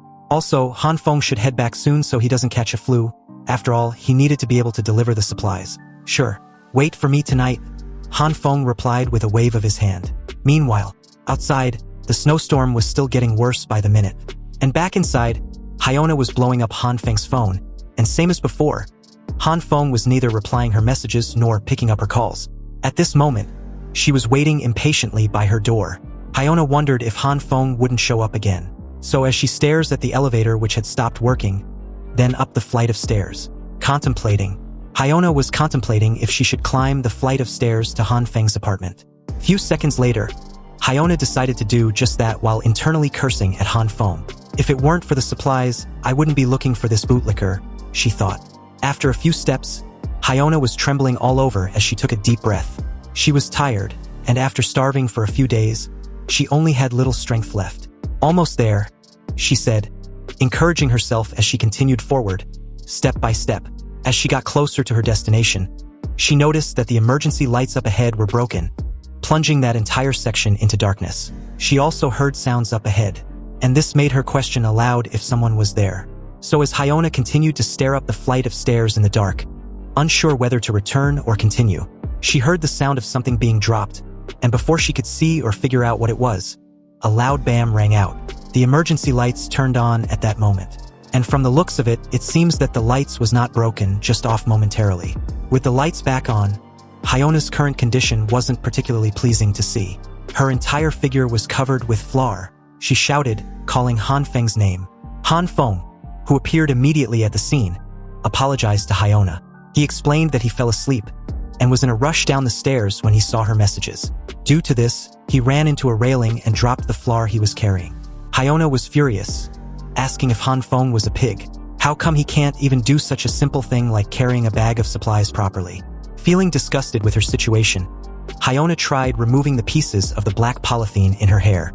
Han Feng, on the other hand, just stared at her with a smug look on his face, satisfied that what he planned was executed perfectly. Han Feng specially prepared that flour to use on her. He then offered the remaining supplies to Hyona, who readily took it. And as he opened it to check its content, she was displeased to find out that all the food inside were moldy, like trash that was not edible. Han Feng, scratching the back of his head nervously, said that he had to carefully eat to keep this leftovers in stock, but couldn't preserve them for a longer time. That's why they look like that. Hyona picked up a piece and asked if the supplies was even edible. It was so dirty. Hearing this, Han Feng asked her to give it back if she dislikes and didn't want it. But Hyona quickly pulled away with the bag of supplies in her hand, saying she never said anything about not wanting it. This action didn't surprise Han Feng, who just stared at her expressionlessly. Internally, he laughed. So this is the goddess that I was pursuing with all my might, he thought. Hyona then took out a half-eaten apple and commented that although the surface of the apple had turned black, the inside should be fine, and she should be able to eat it after she'd peeled it with a knife. Then, she requested for the rest of the flour too. Hyona was excited that there was still half of it left. Amused, Han Feng just watched her. After all, from his perspective, the supplies were garbage and he never even resulted in eating such garbage in his previous life. He was sure of Hyona upsetting her stomach for a few days if she does eat the garbage he gave her. Also, the current temperature was so low that showering in this weather was equivalent to flirting with death. So this meant that the flour would be on Hyona for a while. Han Feng thought of this as he turned to leave. On his way, he felt something odd. It was as if someone was watching him. No, actually, someone wasn't just watching him, but also following him. So he immediately changed his route and decided to enter a floor to apprehend the culprit. As soon as he passed through the door, he hid behind it and waited patiently. Then suddenly, the shadow of the pursuer appeared at the door. Seconds later, a pair of boots followed. Han Feng quickly took action and grabbed the person by the jacket, then yanked the person on the floor. Seeking death, he shouted, and with a raised fist, Han Feng immediately halted his actions, startled. It was a girl, a young girl at that. "Hey, are you following me? What are your intentions?" Han Feng questioned, but the girl just stared back at him without uttering a word or making a sound. Realizing that the girl had no intention of answering him, Han Feng thought a little scare would be enough to get her to talk. So he put on an act of an old creep and said in a deep voice, "Oh, you don't want to say it, right? If you don't tell me, I'll strip you naked." However, he was a little disappointed that this did nothing, as the girl continued to stare at him blankly. Han Feng soon gave up and got up, realizing that the young girl might be clueless and doesn't even feel threatened with his act. He told her to forget what happened, and this will also be the only time he'd let her go scot-free. She should just go home and stop playing pranks by spying on people. So as Han Feng took a step forward, he was, again, surprised when the young girl grabbed hold of his jacket. Turning his head, he questioned what her deal was. What did she want? But as she still chose to just stare at him, Han Feng told her to stop staring and just say what she wanted. Otherwise, he would leave. He didn't have the patience or the luxury of trying to figure out why she would spy on a complete stranger up the flight of stairs in the middle of the night under such weather. This time around, the girl just pointed in a direction ahead of her, and again, without uttering a word. "Do you want me to come with you?" Han Feng questioned, and the girl replied with a slight nod. And with this, Han Feng followed her. And soon they came to a door which could be opened automatically, provided you've been authorized. Also, at the top right corner was a working surveillance camera. Seeing all this surprised Han Feng greatly, who couldn't help but wonder what was going on. Inside the apartment, although spacious, was untidy, with open boxes, clothes and other stuff littered everywhere. "Did you prepare all this?" The girl nodded again. It was in that moment that Han Feng came to the conclusion that the young girl might have known about the snowstorm, just like him. So he asked the young girl if she knew that there was going to be a snowstorm. To this question, the girl nodded again. Then, she finally spoke up. She said she knew there was going to be an ice age based on the calculations and result on the data she had. She then pulled her monitor on display to let Han Feng have a look. Seeing the chat ID in the homeowners chat group, Han Feng immediately knew who she was. So with a surprised look, he asked for a confirmation if the young girl was indeed mysterious person in the chat group. And as he got his affirmation, Han Feng was amazed. "But why did you bring me to your apartment? Did you bring me here just to talk about that?" Hearing the question, the girl just pointed to her numerous surveillance screens. And as Han Feng also turned to take a look, it was something he never could have imagined.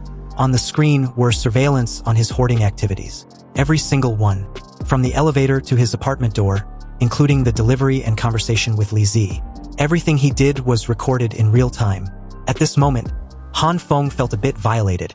His entire effort to hide his activities were a mere joke in the eyes of this little girl. "Have you been spying on me?" he questioned like it wasn't obvious at this point. Without hesitation, the girl nodded again. At this moment, the young girl had taken off her clothes, and what she currently had on was only her undergarment. Han Feng was dumbfounded, clueless as to why she would undress in front of a stranger. Then he began to blush in embarrassment, and in a panicked voice he shouted, "Hey, why are you taking off your clothes suddenly?" Hearing this, the girl simply replied in a calm tone that she was feeling hot. "No, that's not what I meant.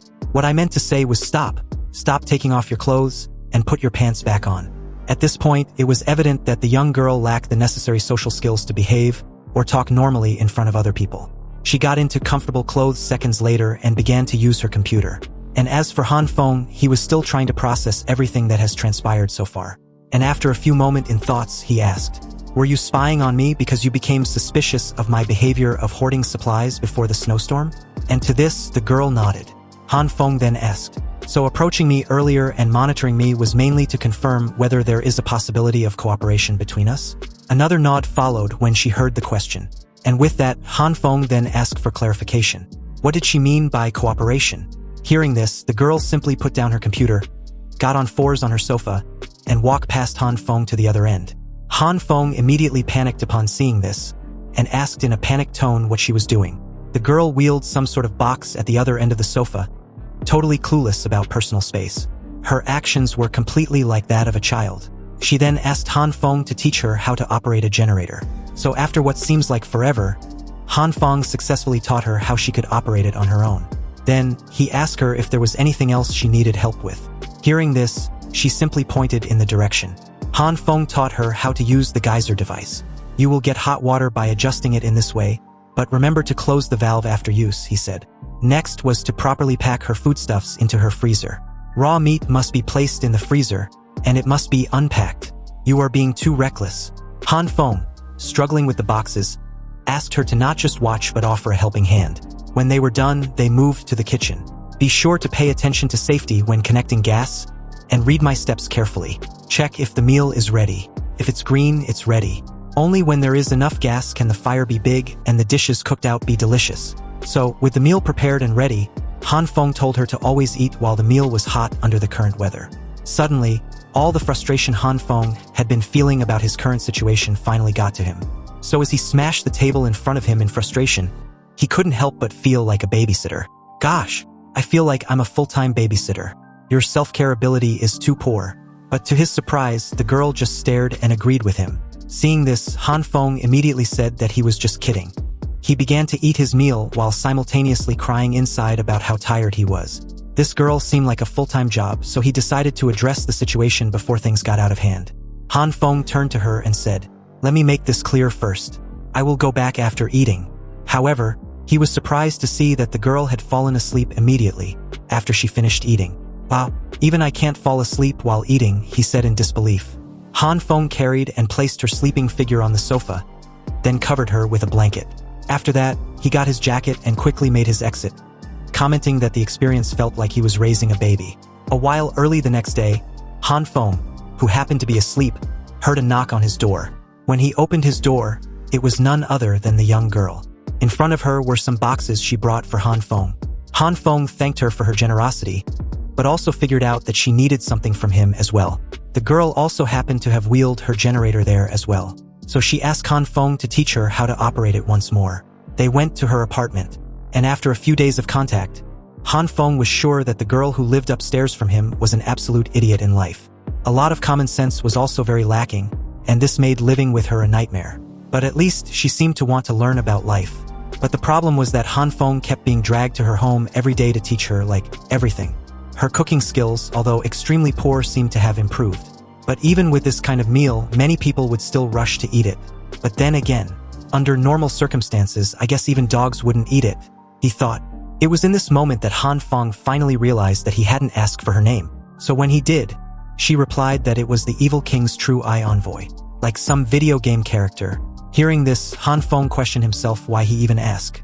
After all, this girl seems like a handful, and apart from having keen observational skills and being smart with computers, she seems like a total airhead when it comes to having survival skills. Meanwhile, at the underground parking lot, it was absolute chaos. Everyone was fighting each other for resources, and from the looks of it, the committee's stability in maintaining order had evaporated as the homeowners tear each other apart for whatever resources were there. Each homeowner's eyes sparkled fiercely with fighting spirit. Though ragged and emaciated, they showed no trace of fear, and were armed with iron rods and kitchen knives, as they fought each other to death for what little resources were available. Dark blood splattered on the clothes and the shoes of Glasses Man as a neighbor nearby was smacked on the cheek. The entire parking lot was like hell on earth, and Glasses Man, who happens to be the only person there, not fighting for resources like the rest, just watch everything unfold expressionlessly. Knowing he needed to take action to control the chaos, Glasses Man took out a megaphone, turned it on and caused a loud noise that drew everyone's attention momentarily. The noise was so deafening that everyone covered their ears. After taking a deep breath, he spoke up immediately. "Have you guys had enough? Have you beaten each other enough?" And as he said this, he helped the guy who was smacked on the cheek from earlier to his feet. Then he questioned the crowd. "Don't you think it's ridiculous that you all are beating each other to a pulp because of the last few supplies?" Hearing this, the fatty in glasses from earlier retorted, calling Glasses Man out. "You still have the nerve to say that? It was you who proposed the donation of supplies. And now, my family only received a pack of instant noodles to survive on for a few days." Another added, agreeing with what Fatty in Glasses said. "Yes, if we don't grab the resources available now, we'll starve to death." When Glasses Man heard this, he replied in a convincing tone. "Well, it seems I have to sort it out for everyone then. The distributed supplies are not enough and the donated supplies are also running out, so even if we grabbed the last bit of supplies, it still wouldn't be enough to last long. So, just like I said earlier, it's ridiculous. Do you guys deserve to starve to death? Think about it carefully. Who caused this situation? You!" The person directly in front of him replied from the crowd. Hearing this, Glasses Man just continued calmly, answering that it wasn't him. And since everyone seems to have forgotten, he would have to help refresh their memory. A loaf of bread that originally cost a few yuan was raised to dozens or even hundreds of yuan by those who had ample supplies. And as he said this, he took a piece of bread on the ground and crushed it in front of the crowd. In order to squeeze you dry, a loaf of bread is even divided into 1/5 or 1/10 for auction. Finally, they succeeded in making a fortune from the disaster, and all at your expense. And not only did you spend all your money on this food, but also started an internal conflict over the last few supplies. Isn't this ridiculous? They are the ones who have more supplies but never donated. They are also the ones who maliciously raise prices. And in the end, everyone currently present in this parking lot are the ones who needs to starve to death. Is this fair? Isn't uniting during this snowstorm the most important thing for us to do? If it is, then why don't we do just that? Why don't we go up there and get back the supplies that belong to us? When Glasses Man finished his speech, a brief and complete silence ensues as everyone thought it over. He's right. It's not fucking fair. Why do they get all the benefits while we have to starve to death? That's right. At this point, the crowd was slowly being swayed by Glasses Man. All that was needed now was a little nudge to direct them towards the other homeowners with resources. And that's what he did seconds after. It's all their fault. They made us suffer like this. Immediately after those words were said, the crowd was completely united in attacking the homeowners they sold their supplies to, or any homeowner suspected to have kept their supplies and never donated. Damn it, not fair. We have to get our share of the supplies back. Yes, just take back what belongs to us. Satisfied with the current development, an obvious smile formed on the lips of Glasses Man, who had, once again, successfully convinced the crowd to do his bidding. But at this moment, Li Zi, who happens to be among the crowd, gathering information for Han Feng, turned his head from side to side and foresaw the enormous shit show that was heading towards some of the homeowners upstairs with resources. These people have gone absolutely crazy, and he needed to notify his brother immediately, he thought. So with a serious look, Li Zi took out his phone and texted Han Feng. Meanwhile, the snowstorm outside had not even slowed down a little. It was as bad as before, and could only get worse and worse. However, inside Han Feng's apartment, he was completely passed out at this moment as his phone dinged a few times. So, as he woke up to check the messages, he wondered if it was from Li Zi. And indeed it was. Li Zi warned Han Feng of what has transpired in the underground parking lot.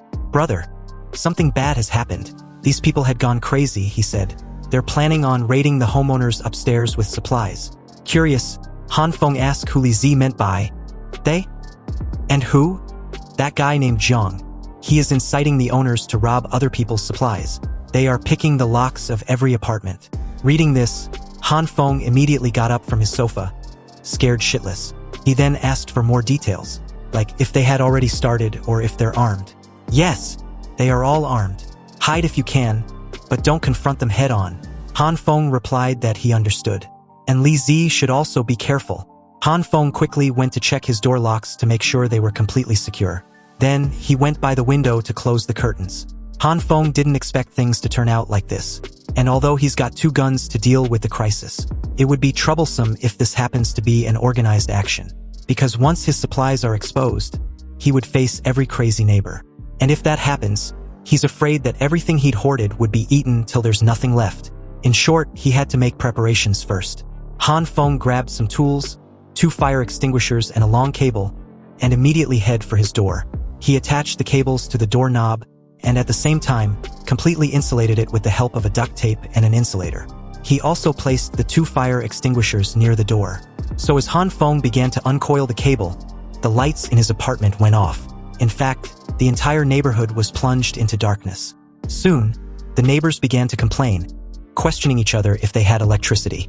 Now, with water and electricity cut off, and air conditioning or any heating systems no longer functioning, it was genuinely cold enough to kill. The homeowners suddenly turned to the property management team to complain, but soon found out that they had no signal. They also found out that the buildings around them were also plunged into darkness. Han Feng observed everything outside through his window. He knew that the snowstorm, together with the overload of electricity for heating, would eventually cause an inevitable power outage. In addition, the snow and low temperature outside made it impossible to repair the equipment. Han Feng decided to use his home generator he had in advance. So with maximum effort, Han Feng refilled his home generator with gasoline. Han Feng also knew that the power outage and internet outage may be permanent. And when the other homeowners finally realized that the electricity would no longer be restored, panic would surface, and their panic may lead to more serious riots, and then, inevitably, absolute chaos where the entire neighborhood would plunge into a scene similar to the law of the jungle. Survival of the fittest. And that's when the real hell would begin. Half an hour ago, Hyona had been fortunate enough to find someone to feed her. At this moment, she was impatiently munching on a bowl of instant noodles. The guy explained to Hyona that he bought all the supplies from the homeowners in the group chat at 50 times the market price. And those poor idiots wouldn't shut up about how good of a deal it was for them. He spent more than 500,000 yuan on these supplies. He also put some of the supplies up for auction, and those poor people rushed to buy from him, so he made a small profit in the end. The guy then touched Hyona's cheek and asked her, "How about it? Are you willing to follow me?" Knowing it was time to put on an act, Hyona nodded in agreement that the guy was right. Seeing this, he thought that as long as he has supplies, he could do whatever he wanted with Hyona from now on. But at that moment, he heard noises from outside his apartment door. Then, soon after, he saw that someone was trying to pick his door lock. The guy stood up, frustrated, and wondered just who could be making noise outside his apartment in the middle of the night. He was totally unaware that the neighbors had all decided to raid his supplies at this moment. He soon heard the homeowners murmuring from the other side of his door, plotting about how to break into his apartment, and if it was indeed the apartment of the person who bought all their supplies. When the lock-picking seems not to be working, they decided to kick the door open. The door eventually gave way, freaking the guy out, who stared nervously ahead in disbelief. And at the door were the homeowners with their hungry faces and weapons. The scene shifts to the outside world, where the snowstorm was still the same, and hadn't stopped nor had the temperature showed any signs of not dropping any lower. It was pretty much the same, give or take. Meanwhile, back inside Han Feng's apartment, Han Feng, with maximum effort, had successfully gotten his generator working with several cables connected to it, which was currently powering his entire apartment. His generator was an indoor one and had a soundproof container, so it was conveniently silent and didn't garner the attention of anyone outside. And in order for his apartment to remain unnoticed, Han Feng also turned off all the lights in the apartment. However, his current predicament was at his door. Han Feng was trying desperately to turn his door handle into an electrifying conductor. And after all his hard work, Han Feng was puzzled and disappointed to find out that there was no power when he ran a simple test to check. Strange. Why is there no power? He questioned himself in bewilderment. But at that moment, his setup exploded in his face. Luckily, the explosion wasn't massive, so Han Feng was fine. Seconds after, the cable fell on the ground, emitting visible charges as the smoke settles. Han Feng picked up the cable, blew the smoke off it, wondering how the setup was difficult, when it seems pretty easy in the videos he'd watched before. It would be great if there was internet, he thought. A knock on his door suddenly sounded, startling him. Wondering who it might be, Han Feng peeps through the hole in his door, and he was surprised to see a familiar height and stupid hair. His words, "Not mine." Han Feng questioned the girl what matter he had with him. Hearing this, the girl simply answered with one word, Help! Han Feng thought the situation was troublesome, considering he was busy at the moment. Han Feng reached for his door handle and was about to open his door, but he immediately halted his actions, recalling a similar encounter that led to his death in his previous life. He suddenly let go off his door handle after a considerable thought. Then he said hesitantly, "Well, I got the news that some owners started breaking into houses and stealing supplies. So, go back quickly, I won't open the door for you." Hearing this, the girl sighed heavily, then proceeded to knock on the door. And after a while, she stopped knocking when she realized that Han Feng was really not going to open the door. Left with no choice, she sat on the cold, hard floor behind the door, shaking profusely. She tried to hang in there, doing what she can to not freeze to death. Then, she heard murmurs not far on her left. It was some homeowners discussing the urgency to raid the current floor they were on before the others got there. One of them wondered aloud how many residents were even home on this floor, but another retorted that it didn't matter. Who cares? We will just raid them one by one. A hand reached from the corner, and as they came into view, it was indeed the homeowners who were raiding other residents for their supplies. One of them commented that it seems that they were in luck, because no one had raided this floor yet. They took a moment to assess the situation, trying to figure out what apartments probably had residents. The two households over there belong to us, so let's try the rest. They got to Han Feng's door, and got their crowbar ready to budge it open. "Hello, is anyone home? Hello? We are here to deliver supplies." Behind the door inside the apartment was Han Feng, who was sitting on the floor with his hand tightly covering the girl's mouth. Immediately after, a loud rattling sound continuously persisted outside Han Feng's door as the intruders tried to force the door open. Han Feng tried to reassure the girl to not be afraid. His door was reinforced, he whispered. But from the looks of it, the girl was not the least bit panicked. The door handle was also forcefully tried several times, but nothing. How come this door is so strong? Even the door handle can't be broken by kicking. You're right, big brother. Why don't we break into the house next door first? With no other choice left, they agreed and decided to mark Han Feng's door for later. When Han Feng heard this, he was relieved they finally gave up. Also, he thought of how he was fortunate to focus on reinforcing his door and handle when he had the chance. Back then, when he suggested that the constructor should add a 5 cm steel plate inside his door and reinforce the handle. The guy was puzzled, and even asked if Han Feng was hiding from debt collectors. At this moment, his eyes suddenly widened when he realized he might have suffocated the girl. "Sorry, it's okay now. I was afraid they would notice that there were people at home, so..." Han Feng was cut off as the girl thanked him and replied that it was fine. Han Feng and the girl remained where they were, for a while, and after what seemed like forever, Han Feng told the girl that he believes the homeowners had left.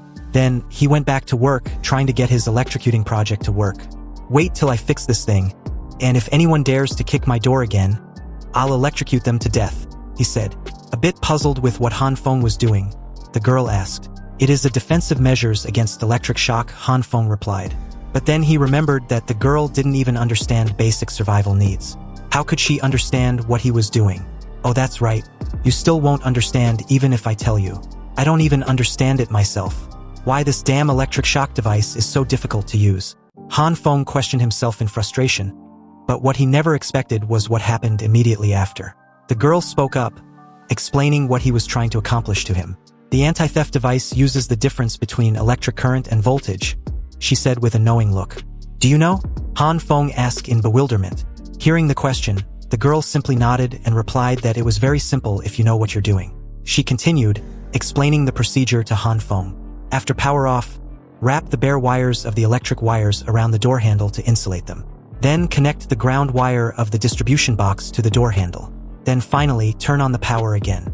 When Han Feng turned the power back on when he was done, he tested it, and it was a success. "Wow. It worked. It was really successful. How do you know this?" The evil king's true eye has the ability to see all the truth in the world. Immediately upon hearing her response, Han Feng wondered why he even asked. When he was done, he carried the remaining cable and his toolbox, and told the girl that if she needed his help settling him momentarily, she should just tell him. Han Feng said this, expecting a reply, but when he got none, he told the girl he was asking her a question. The girl just unpacked her stuff hidden underneath her jacket and replied that the evil king's true eye will reside here. The girl's reply initially didn't register in Han Feng's mind, so when it finally did, Han Feng shouted, asking the girl what she meant by what she just said. "You must be kidding. Absolutely not. You're not going to reside here," he said. Unbeknownst to Han Feng, the cable coiled on his left arm fell right on his feet. And in the midst of all his shouting session, he unknowingly took a step forward, trying to approach the girl. His feet got trapped in the coiled cable, causing him to trip over, crashing headfirst on the table in front of him with a loud bang. As the dust settles seconds after, Han Feng commented that the fall hurts like hell. Then, almost immediately, he again commented that the fall didn't hurt as much as he thought it would. The body, which was supposed to be aching as a result of clashing into a table, felt completely fine. It was as if Han Feng just fell on the floor rather than a table. Han Feng's hands were glowing purple, but he didn't seem to have noticed. To be exact, his attention was preoccupied with his coffee table in front of him. Huh? My coffee table, he murmured. Han Feng got closer and picked up his coffee table, which, at that moment, looked like a cloth. It seems that the table's molecular structure had changed drastically, and it was in this moment that Han Feng also noticed his purple glowing hand. Huh? Purple light? Could it be that this purple light turned the coffee table into this? Even the toolboxes and these scattered things. Indeed, it was as he said, everything that had a direct contact with his hand faced the same outcome as his coffee table. Han Feng picked up the hammer in the toolbox, but soon found out that the hammer was flexible and bending like a lightweight rubber. In simple words, this purple light can make objects soft? Han Feng wondered in amazement, but he immediately remembered that he wasn't alone in his apartment. That's right, he had a guest. Oops, I forgot there's someone else at home. Turning his head to face the girl, he thought nervously as he began to sweat bullets. On the other hand, the girl watched the entire scene without uttering a word like she always does. She was confused and speechless about what she'd just witnessed. The girl continued to simply stare at Han Feng for a considerable amount of time, silent and expressionless. Then, suddenly, she got up with her laptop in hand, her eyes sparkling with excitement and wonder. Is he also the messenger chosen by the evil king's true eye? She questioned herself with an evident curiosity.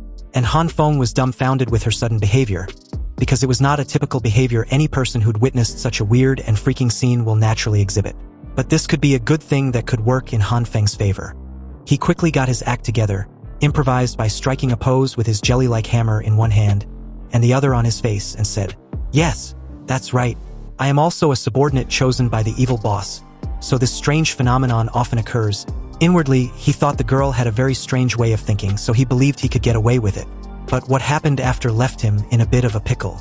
The girl simply stretched out her hand, and as Han Feng, with a confused demeanor, did the same. She told Han Feng that since they were both messengers chosen by the evil king's true eye, then they should support each other, and the current resting room they were in should be shared. Room sharing? It took a moment for Han Feng to realize that what she meant by the resting room was his apartment. Han Feng sighed helplessly with his head and eyes lowered. And before he could finish explaining himself as to why he was not having any roommate, the girl had already reached the door to the other room behind Han Feng. And accompanied with a loud thud by the shutting door, Han Feng's eyes widened when he realized that the girl had already left and was inside the other room behind him. "Hey, I haven't agreed yet. Do you really think this is the evil king's lair?" he said. "Oh, forget it." Han Feng decided to let her be. His immediate priority was his purple glowing hand a while ago. So as he stares at the jelly-like hammer in his hand, he wondered silently, what was that purple light just now? Can it make things softer? It seems that I have more than those two kinds of light, but if there are others just like this purple light that I hadn't discovered, then I wonder just how many there are. Anyway, I should investigate the purple light first. Han Feng closed his eyes and tried to summon his purple glowing hand, but nothing. He then began to recall, trying to analyze the situation that led to that outcome. The purple light appeared when I was tripped by the wire and about to hit the coffee table. Recalling all this gave Han Feng an idea. So as he held on to the wires, Han Feng tried to remember the feeling he had at that time. The feeling of being in a dangerous situation. And just like that, Han Feng was stunned to see his hands glowing with purple light. It's out. It actually worked? Just recalling the dangerous situation just now, the purple light appeared? Han Feng said this, a little taken aback. At that moment, something else also got his attention. Wait, does this purple light also have an effect on wires? That's right. In his hand, the wires had also turned into a jelly-like substance. With this new development, Han Feng knew that the purple light might have a large range of things it can affect. And there might be more to it than just making things soft. So, Han Feng immediately heads to his kitchen, deciding to try it on something else. Han Feng grabbed a large kitchen knife, closed his eyes and prepared himself to summon the purple light.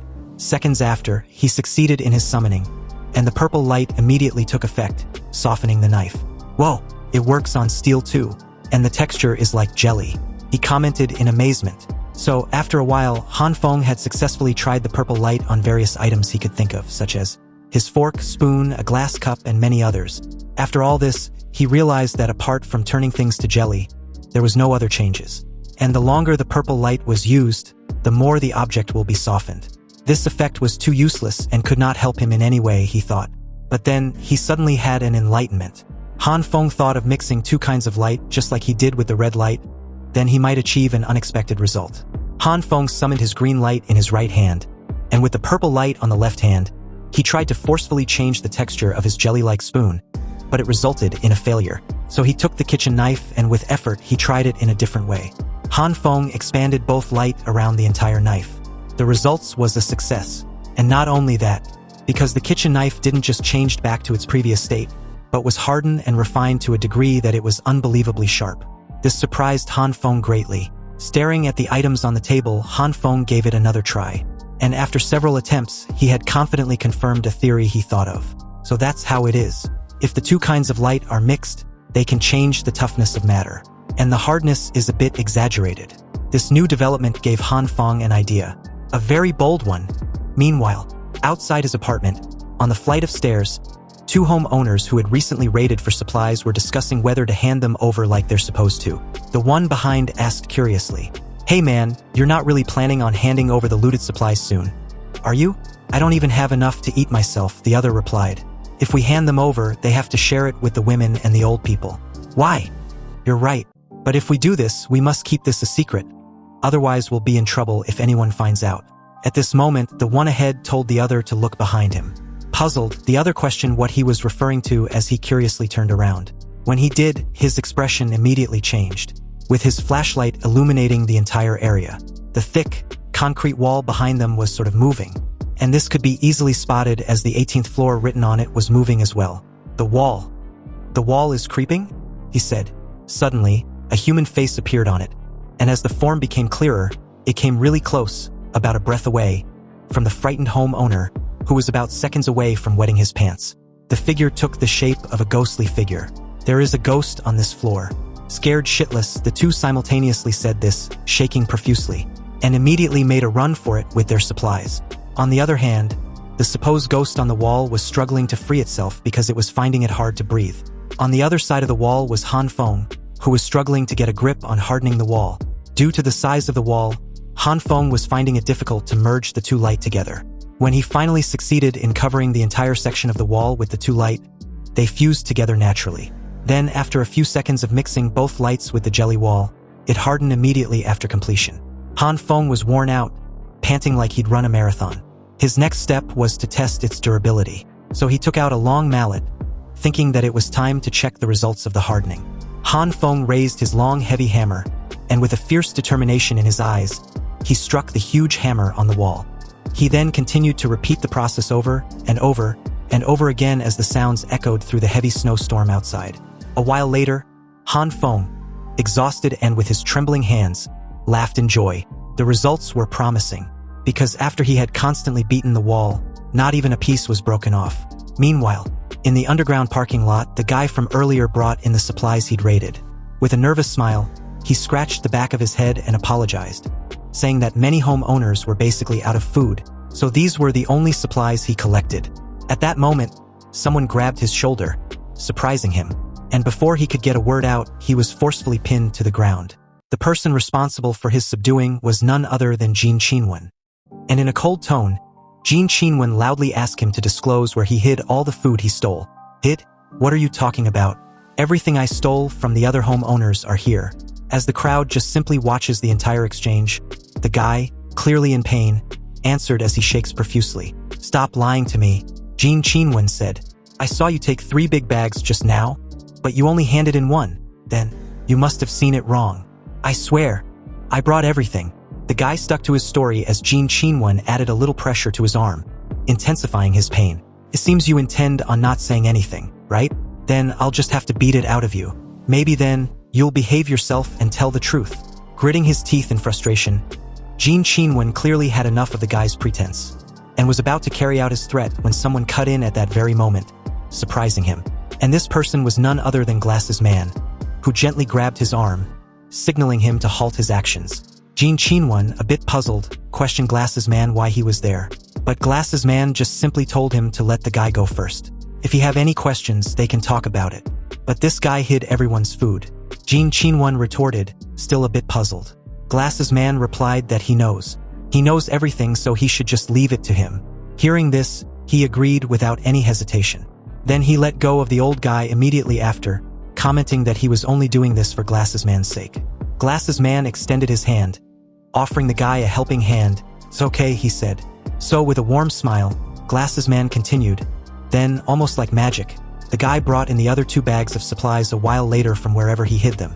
The guy apologized to Glasses Man, explaining that there were 5 people in his family, and the food they share were really not enough, but Glasses Man once again cut in, giving the guy his rations for the day.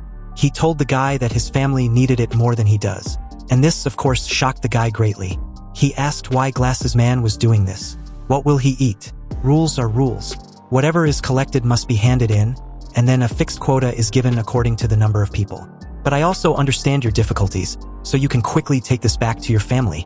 Hearing this made the guy emotional, nearly bringing him to tears as he began to shake.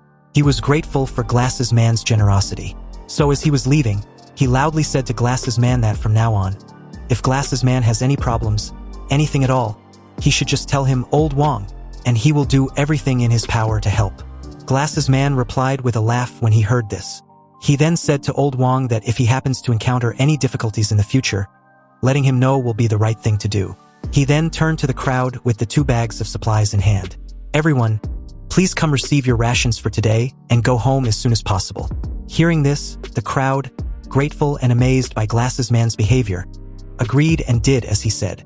So as the crowd gathered around, Glasses Man handed the supplies to the Jin brothers, who asked him curiously, "Mr. Zhang, how did you get him to hand over the hidden food?" "Yes, how did you do that? And he was so willing all of a sudden too. Also, why did you have to share your rations with him?" Maintaining his smile, Glasses Man replied that the fact of the matter is, what he really did was nothing special other than made the guy understand the truth. This only piqued the brothers' interest some more, so they simultaneously asked what the truth was. Glasses Man pushed up his glasses and replied that in the history of the country, there have been several riots and conflicts caused by conflicts of interests between different classes. But this nature will be defined as social collective behavior. And as long as they are not caught on the spot, the participants will not be convicted. So I just told him that if he breaks the rules, the group will not accept him and he will be just an outcast and a thief with no one to turn to if he needed help. And if anything were to happen to him, no one actually knows whether the law would settle the matter when the disaster is over. But before that, they will face revenge from the owners whose properties were robbed. Hearing this, everyone was surprised and, once again, amazed at Glasses Man. "Oh, I see it now. So that was it." Uncle Lou, who was resting in a corner not far away, heard the entire discussion and thought to himself that Glasses Man may have a point. But among those rioting groups, there is often a leader who directs the actions. There will always be heroes and villains in troubled times.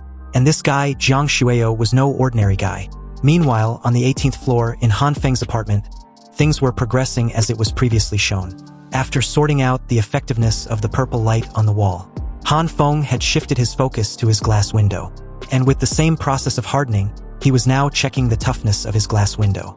Han Feng had struck the glass window repeatedly until he was out of breath. And from the looks of it, the glass was as tough as the hardening wall. Because Han Feng had not made a crack on the glass after his repeated attempts. So as he stared breathlessly at the heavy hammer in his hand, Han Feng thought that now that the whole apartment has been strengthened, and the hardness has been confirmed, his next step should be. His thoughts were immediately cut off by a sudden knock on his door. Curious as to who it might be, Han Feng headed to his apartment door in a careful manner. He needed not to have a similar incident as earlier. He also even thought that it might be another homeowner coming to steal his supplies. But as he peeps through the hole in his door, he was surprised to see none other than Miss 38D Melons and Crazy Curves, Lee Hyona. And what was more important was that the current situation was identical to the scene from his previous life that led to his death. It had the same settings. Indeed, this was it. This was the time Han Feng met his end. Hyona, shaking profusely, told Han Feng that it was her. "I have thought it through these days." Hyona read her script, identical to what she said in Han Feng's previous life. I cannot let you down. Only in times of trouble can one understand true love. And only those who truly love me will give me their all unconditionally. If you don't believe me, open the door and touch my heart. This, of course, made Han Feng recall everything that happened at this point in his previous life. It's exactly the same words as that day, he thought. That means that, beside her, that man is also outside the door. Finally, I can finally get what I have been waiting for. I just need to shoot these two bastards to death. Han Feng quickly left his apartment door, rushing to get his rifle.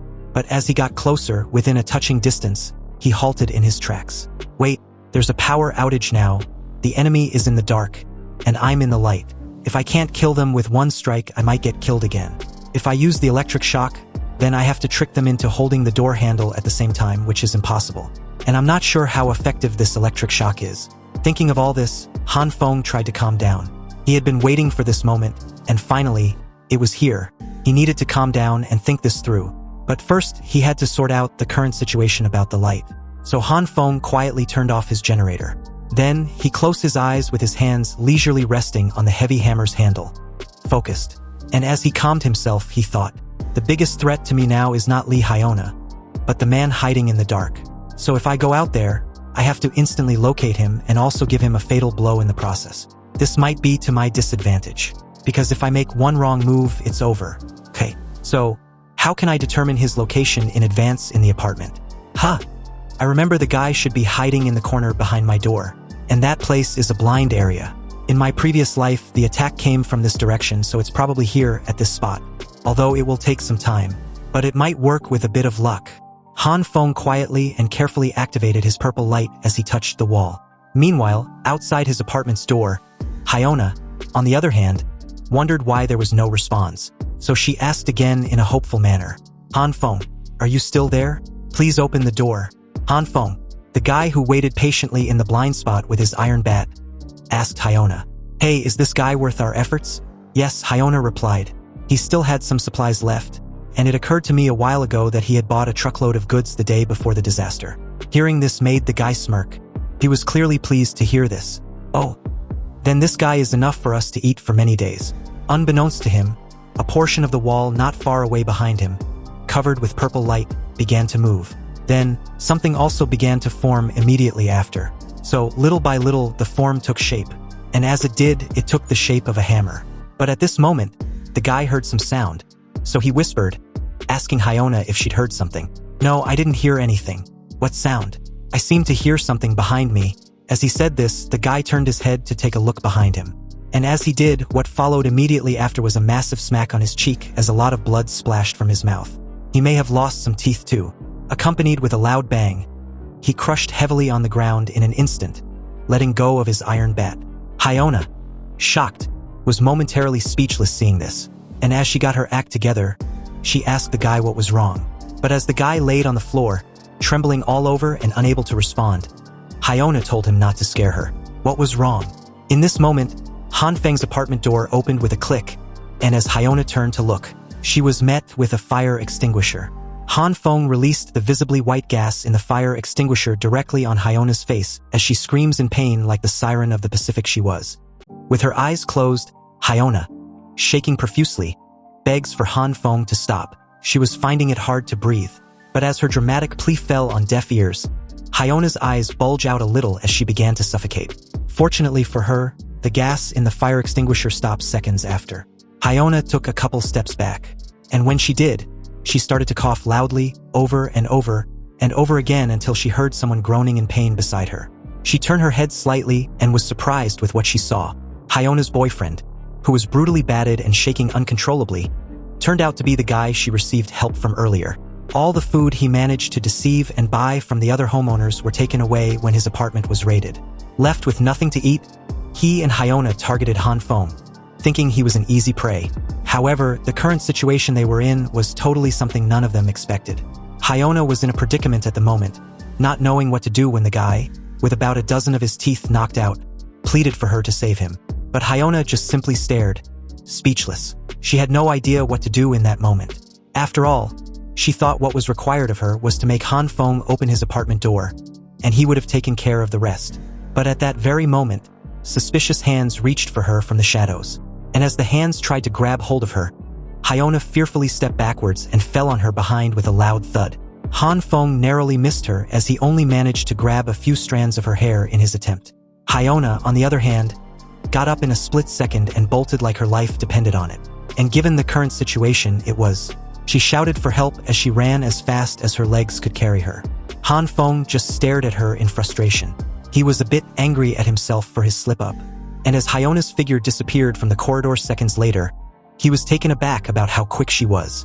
Hyona's escape was even faster than a fire drill.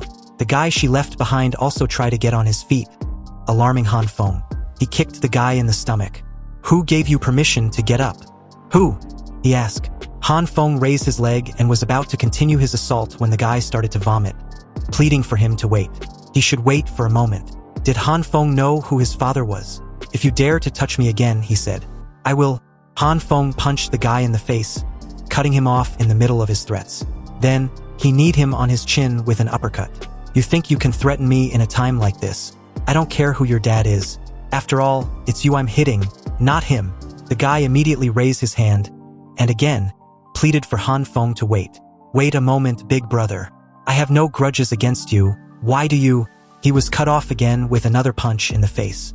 Han Feng spared him no words as he got on top of him and started punching him repeatedly. Realizing that Han Feng was dead set on killing him, he asked why. Why was he trying to kill him? Was his life so worthless in his eyes? Han Feng continued with his assault, and didn't even stop when flesh blood continued to drip from his raised fist. So when he eventually halted his actions, the guy's face was bloodied and beaten so badly that he could barely see or talk. His shaking body also intensified. But Han Feng neither cared nor did he want it to stop. He grabbed the iron bat initially intended for him, and as he walked up to the guy, he started to cry, realizing that his permanent end was near. His last request was for Han Feng to give him a reason. Why was he really doing this? Reason. Han Feng said this through his clenched teeth. "Stop pretending already." Without any hesitation in his movement or decision, he swung the iron bat directly on the guy's head, deleting him. His blood splattered on the cold floor, and the scene was similar to the treatment Han Feng received in his previous life. Han Feng, breathing rapidly, commented that in his previous life, did the guy ask why when he killed him? Suddenly, when the adrenaline subsides and the realization of what he had done hit him, he covered his mouth in attempt not to vomit. But that was unsuccessful, as seconds after, he knelt on both knees and vomited all the content in his stomach. At this moment, he heard something behind him, and as he turned to have a look, it was none other than his roommate, the evil king's true eye. Upon witnessing the scene in front of her, the girl just bent down, touched the pool of blood with her finger, and with an expressionless look, asked Han Feng if he needed any help. The scene shifts back inside Han Feng's apartment a while later, where he sat across from the girl, who was busy eating. Han Feng felt uneasy as he contemplated, thinking about the girl's behavior. Such a horrific scene, but she was not afraid at all, he thought. In fact, it felt like it was nothing new to her. This girl is a little scary. It's better not to let her stay in my house. Han Feng tried to convince her that people may come back for revenge at any time, and she will be implicated if she stays in his apartment.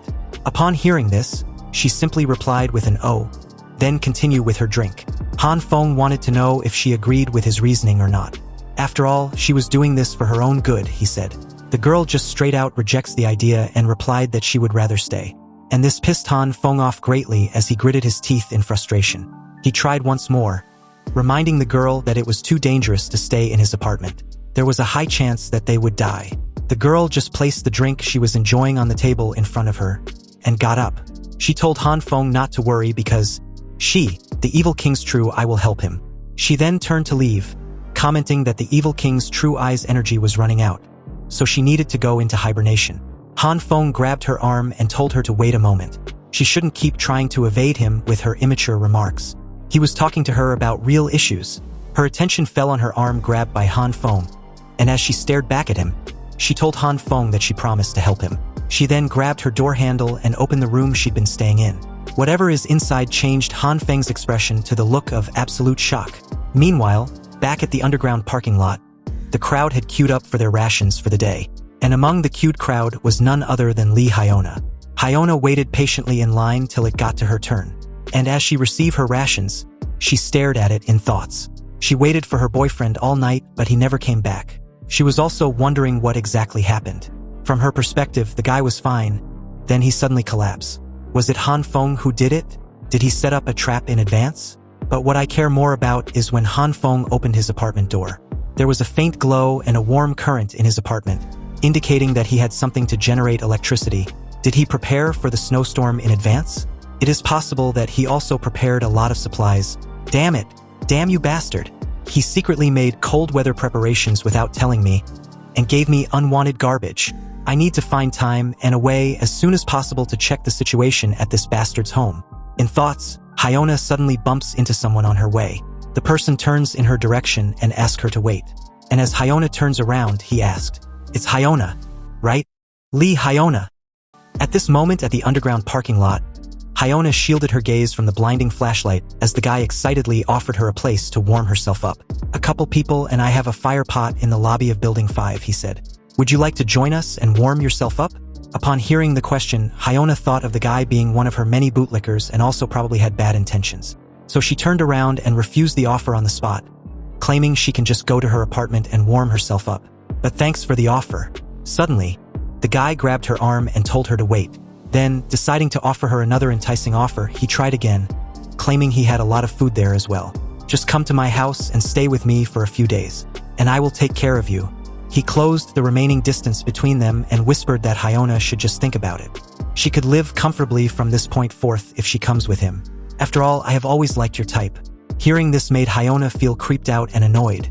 To her, the guy was just spouting nonsense endlessly. So, with great effort, she freed her arm forcefully and loudly shouted for the guy to get lost. "Who does he think she is? And who cares about your garbage food?" The guy was stunned for a moment, but seconds later, he grabbed Hyona's hand, and in anger, told her to stop pretending. "You're shamelessly going around, claiming supplies. Do you really think no one sees you? Now, you think you can pretend to be a member of the property management committee? Believe it or not, I will expose you." Hyona had nothing to say to this and demanded that the guy let go of her hand. He was hurting her. But at this moment, the other homeowners nearby heard what the guy said and began to badmouth about Hyona, who immediately noticed this and was displeased. So, in anger, Hyona also smacked the guy on the cheek with her food, loudly shouting for the guy to let go of her hand.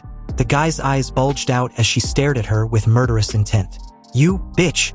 he shouted with his flashlight raised, intending to rearrange Hyona's facial features with it. But what happened after was a resounding bitch slap across his face.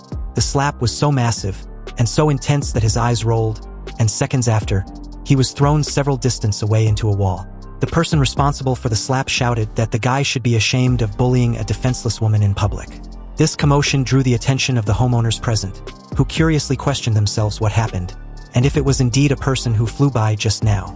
But upon seeing the guy trembling all over on the floor, some wondered if a fight broke out, while others suggested they call Glasses Man to resolve whatever it is that just happened. Nurse Jean, responsible for the assault, asked Hyona if she was okay. "Are you hurt or feeling unwell?" Seeing the strength of Nurse Jean, Hyona raised her hand and nervously replied that she was all right. "Thank you," she added. With a warm smile, Nurse Jean offered her business card to Hyona, adding that if she ever feels uncomfortable or have any discomfort anywhere, she can come over and take a look. "Oh, no thank you." Hyona rejected any assistance offered, covering her face with her scarf and turned to leave, surprising her helper. Unexpectedly, the guy, who was presumed to have been dealt with, grabbed hold on the scarf around the neck of Nurse Jean and pinned her forcefully on the floor. "Another fucking bitch," he said. "Mind your own freaking business. Believe it or not, I'm going to kill you." With a raised fist, the guy shouted, blinded with an uncontrolled rage. But before his fist could descend on his attacker, another hand reached out and grabbed him by his heavy jacket. Then, with great force, he was smacked on the cold, hard floor. And for the second time within a few minutes, the guy was trembling all over. The person who intervened this time around was none other than Li Zi. Li Zi had a cigarette in his mouth, and as he stared at the guy with hollowed eyes, he made mention that the most disgusting men in his life so far were the ones that lay their hands on a woman. Does he want to die? As the guy tried to get back up, Glasses Man appeared at the scene, demanding for everyone to give way. "What's going on?" he asked. The homeowners around saw him and was relieved by his presence. As soon as the question was asked, the guy spoke up before anyone else. "Mr. Jiang, this woman is claiming supplies.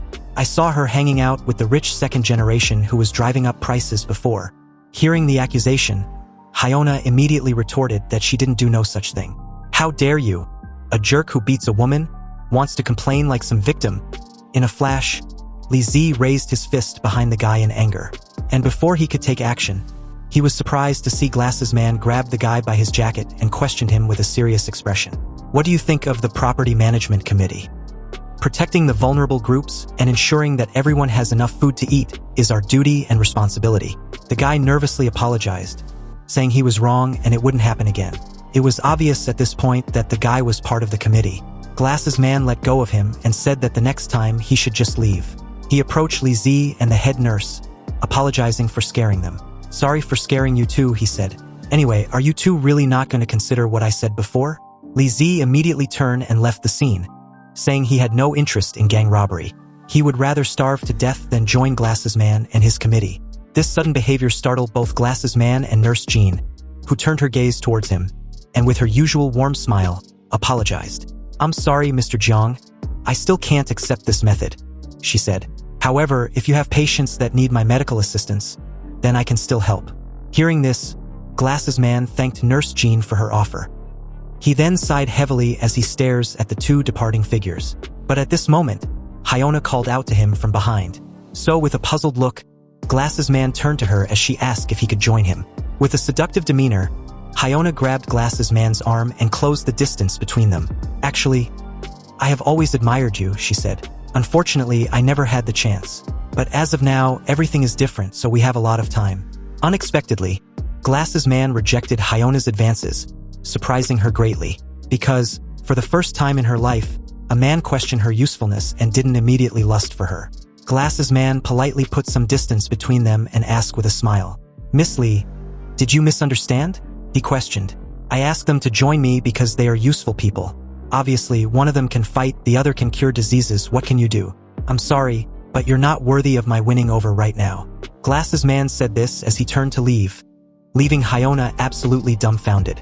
But what Glasses Man said about not being worthy made her suddenly think about Han Feng's apartment. Hyona believes that with this information, she could change his mind. So her next words made Glasses Man stop in his tracks a few distance ahead. Glasses Man turned his head slightly and looked at her from the corner of his eye when she made mention that she happens to know where they could find supplies. Lots and lots of it, and all in one place. So how about it, Mr. Jiang? Meanwhile, as the scene shifts to Han Feng's apartment, we finally see what surprised him when he opened the door earlier.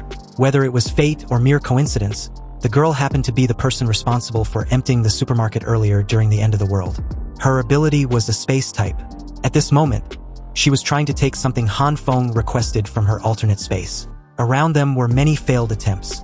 Han Feng, on the other hand, waited impatiently as the girl pulled out a giant doll. Seeing this, Han Feng shouted, annoyed, "Isn't this a model from a clothing counter? How does it have anything to do with what I just described?" To put it simply, the girl had the ability to store things in space. She can open a black hole in her chest and suck in everything she sees. But it's easy to put things in, but hard to take them out. Her accuracy in finding things is very low, and it seems that she has yet to fully master her power. Han Feng took a good look around, and told the girl that his house will be full before they find what they are looking for. But as he continued to watch her take things out one after another, countless questions filled his mind. What is the inside of your black hole like? Why is it so hard to find things? It's a virtual space, right? Or has it been transferred to some other place? Hearing all these questions, the girl simply replied that she hadn't explored her power yet. But one thing she is sure of is that the space is vast. This made Han Feng more curious, so he asked if he could stick his head in the space and take a look. With this approach, I can even help you look for it. The girl had no objection when she heard this. So, as he brought his head closer, he thought that the girl's hands were moving around so naturally, so it shouldn't be a big problem. Then, seconds after, he closed his eyes and plunged his head in the other dimensional space. Inside, Han Feng slowly opened his eyes, and as he took a look around, the scene in front of him shocked him greatly. The dimensional space was indeed as vast as the ocean, and inside were countless things floating. Han Feng couldn't help but laugh nervously. You are indeed a supernatural being who emptied out all the supermarkets in the East District overnight, he thought. But isn't this like looking for a needle in a haystack? Unexpectedly, Han Feng's eyes suddenly bulged out, and seconds after, they started watering. This was because there was no air in there. He started to struggle desperately. Han Feng thought he was going to die. but luckily he managed to pull himself out at the last moment. Gasping for air, Han Feng crouched down as tears flowed from his eyes, nose and mouth. Why didn't you tell me in advance that there was no oxygen inside? My skin feels like it's going to swell and break, and I feel like all the water in my body is being drained. The girl replied that she didn't know, and it was obvious since she could not enter. All she knows is that her hands had not been injured. The girl still continued to pull stuff out until she finally got what she was looking for. It was a black box. Han Feng exclaimed in excitement when he saw it. That's it. It actually exists. Unexpectedly, Han Feng heard the girl said she had found the others. Then several boxes fell in front of him, shocking him greatly. Meanwhile, as the scene shifts to the flight of frozen stairs of the apartment complex, on one floor after another, silent footsteps could be heard approaching the 18th floor. The homeowners, geared with their melee weapons, finally made it to their desired floor. But as they started to climb, step by step, the two guys that encountered a supposed ghost on this very floor started to shake uncontrollably. Obviously, they were still traumatized by that experience. In a shaken tone, the one behind the two straight up said he doesn't want to run into that mysterious creature again, while the other with the flashlight told the leader that the particular floor they were on was very weird. Did he really want to go there? Hearing this, the leader of the group couldn't help but smile in a mocking manner. It's the 21st century, he said, and you two still believe in ghosts and gods. He then turns to face them and continue with a stern tone. Mr. Jiang let us investigate first because he trusted us. We cannot let him down. It turns out the three were sent on a reconnaissance mission on the orders of Glasses Man. The two replied that Glasses Man might have just been deceived by Hyona, and everything she said was probably just a lie, so why risk encountering something strange on this floor? Stop spouting nonsense, the leader shouted, finally having enough of the two. They were supposed to trust Mr. Jiang's judgment, finish the work quickly and return as soon as possible. Unbeknownst to the three, their actions were being observed by Han Feng and the girl in real time. With the aid of a drone, the two quietly watched the three argue about their current predicament on whether to proceed forward or not. Sure enough, they came. Fortunately, surveillance was arranged in advance. Han Feng then tells the girl to begin the second phase of their plan, and with a detonator in hand, he continued that he would go ahead and light the ignition while the girl set everything in motion after he's done. The evil king's true eye simply nodded. Han Feng, with an intense focus, stared at his digital pocket watch in his hand, knowing full well that his timing had to be exact. If everything goes as planned, they would be able to get rid of the three homeowners without leaving the apartment. On the other hand, as the three guys made their way forward, the leader asked the two behind him whether they could also hear the noise ahead of them. Hearing this, they frantically replied that it could be the ghost they mentioned earlier. Suddenly, several blinding bright lights illuminated from the darkness ahead, and before they could even process what was going on, several toy cars, strapped with multiple fireworks, instantly flashed forward and leaped from above as they stared up in confusion. Toy cars? It wasn't until a toy car was a breath away from the leader's face did he realize the gravity of their demise. However, it was too late at that point, because seconds after, a deafening explosion sounded, accompanied with their loud cries. As it subsides, the three men laid on the staircase, shaking and coughing profusely. One even complained that his eyes were hurting so much that he couldn't open them. From the looks of it, they only received minor injuries from the explosion. However, they soon found out that another wave of assault was looming above them, quite literally. With the aid of a drone, another ignited explosive was directly above them. Realizing this, the three, although brutally battered and emaciated, made a mad dash down the flight of stairs, running away like it was a fire drill. Han Feng and the girl watched as the drone followed behind, quickly chasing them in the air. With a countdown timer of 22 seconds, the girl waited for the go-ahead from Han Feng to drop the explosive. Not yet, he answered. I want you to go closer and throw it directly in between them. I'm going to teach them a lesson this time. With 15 seconds left, they waited for the perfect opening to make the drop. Unexpectedly, the leader had enough, and in anger, he started swinging his crowbar aimlessly at the drone. Han Feng immediately shouted for the girl to be careful. They shouldn't let the drone get damage. After all, that drone was the only one they had. The drone maneuvered all the attacks as the guy continued to curse, swinging his crowbar over and over again. But under such tight space, the guy luckily managed to land a hit on the drone, chipping a piece of its propellers and setting it off course. With only 5 seconds left, the girl told Han Feng that she was finding it difficult to control the drone due to the damage it received. Han Feng retorted, shouting that she just needed to control it for 5 seconds. However, with 3 seconds left, the drone crashed throughout a window. And with just a second to spare, it managed to make it high above the building, detonating the explosive with a massive fireworks. However, with the right propeller damaged, the drone was heading down to a possible crash landing. Han Feng told her to quickly find a stop above ground before it crashes. The girl was able to successfully find a window of a floor within their building to land the drone. Han Feng quickly grabbed his jacket, put it on, and was ready to head downstairs. "I'll get it right away," he said. "This drone is so important to us." But before he could head outside, the girl said abruptly that there was a body in the stairwell of that floor. Curious, Han Feng came to have a look. He told the girl to zoom in a little closer to have a proper look. And as she did, he realized that the body was none other than Li Zi's. Han Feng stared at the screen in shock, wondering why he was there. Why did he fall there? He questioned. Then it occurred to him that Li Zi might have been robbed by the homeowners. Anyway, he couldn't watch him die. He opened a small wooden cabinet and took out a key. Closing it, he told the girl that she shouldn't open the door to anyone under any circumstance. He had a spare key and would be back soon. Han Feng also picked up something else and began to examine it.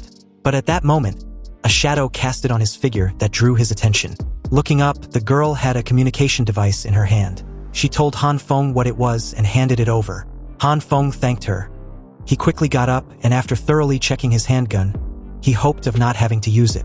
Han Feng was ready to head outside to retrieve his drone and help Li Zi. With extreme caution and nimble movements, Han Feng descends the staircase with a flashlight in hand. He was very mindful not to make a sound, and also checks in with the girl on every floor he reaches. So far, the 17th and 16th floor was safe. However, the 15th floor had security. As Han Feng descends to the 15th floor, he finally began to feel the cold. Having been in his warm apartment all this time, he hadn't gotten used to the cold like the other homeowners. He lazily thought that according to the drone's measurements, the outside temperature was currently at -49.8 degrees Celsius. Without protection, humans would freeze to death in half an hour. So, he needed to resolve Li Zi's situation as quickly as possible because it wasn't looking good. From the earlier feed of the drone, it looked like Li Zi's got a few minutes if not attended to. Meanwhile, as the scene shifts back to the underground parking lot, the leader of the reconnaissance mission reported everything he and the other two encountered at the 18th floor. He warns Glasses Man of the things he should be careful of if anyone happens to go up there. Glasses Man, meticulous as ever, wrote everything down and calmly thanked the three. "Okay, I understand," he said. "Thank you for your hard work."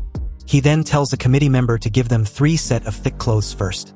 When he was done writing all the details, he took out 3 instant noodles and handed it to them, saying that his committee would never unfairly treat those who have made contributions.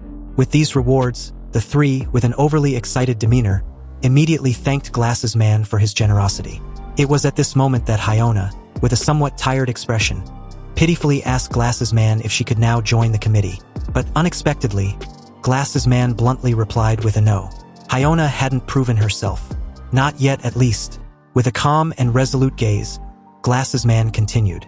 "First of all, we still hadn't confirmed whether this report is related to everything you said earlier about your friend. Second, if Uncle Lou hadn't seen people transporting supplies with his own eyes before this icy apocalypse, I wouldn't have believed you at all." He turned his gaze to Jean Qinwen. "We will soon go to that floor and take a look. And give Miss Lee another tool."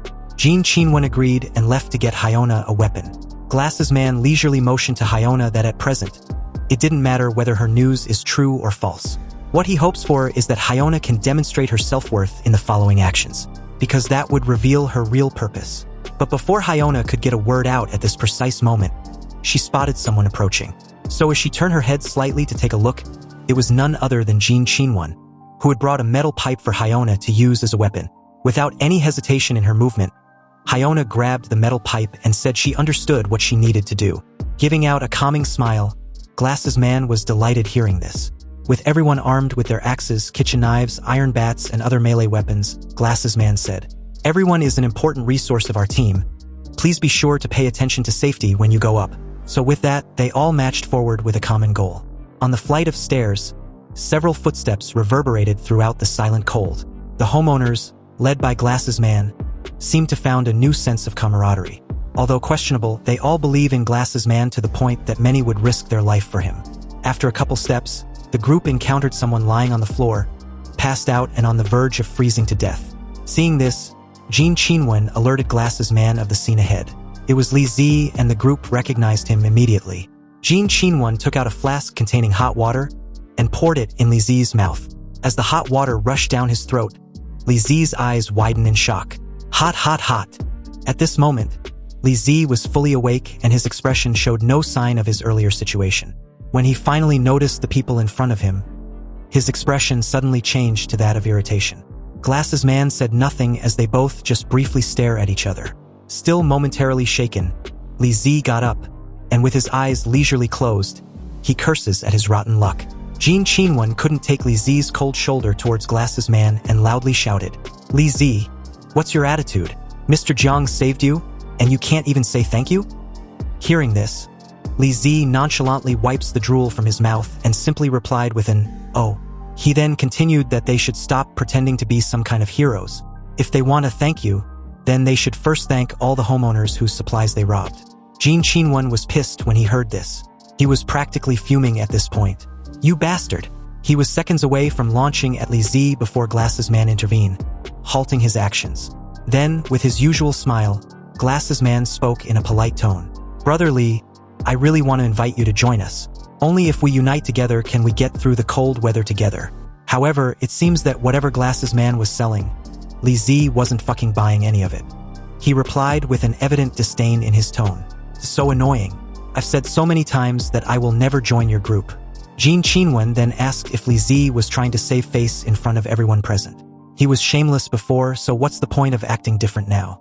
Li Zi turned to leave, repeating himself that he would never join their committee. But when he saw the look on Jin Qinwen's face, he questioned if he planned on forcing him. But the next moment, a hand suddenly rested on his shoulder. So as he slightly turned around, Glasses Man spoke up. Brotherly, do you have any misunderstanding about us? We just want you to contribute a little so that those disadvantaged groups can have more hope of survival. Hearing this, Li Zi pointed an accusatory finger in Glasses Man's direction and said with disdain, Mr. Jiang, don't think I don't know what you're thinking. You only give those old guys a meal every 3 days. What's the difference between that and waiting to die? Besides, I have no father or mother, so I won't fall for your tricks. Unbeknownst to everyone present, Han Feng was on a staircase ahead, silently listening in. Hearing that Glasses Man only gives the old people in the group 1 meal every 3 days. Han Feng knew that it meant that Glasses Man didn't want to take care of them, although he needed them. He was just creating an illusion of caring for the elderly as a means to an end. That's right, the property management committee takes in the old, weak, sick, and disabled in order to attract young people. And if this continues, conflicts will break out within the committee sooner or later. At this moment, Jin Qinwen, barely able to contain his anger, grabbed the collar of Li Zi's shirt, together with his scarf, and shouted, calling Li Zi an ungrateful bastard. In a word, are you going to join or not? If not, get out.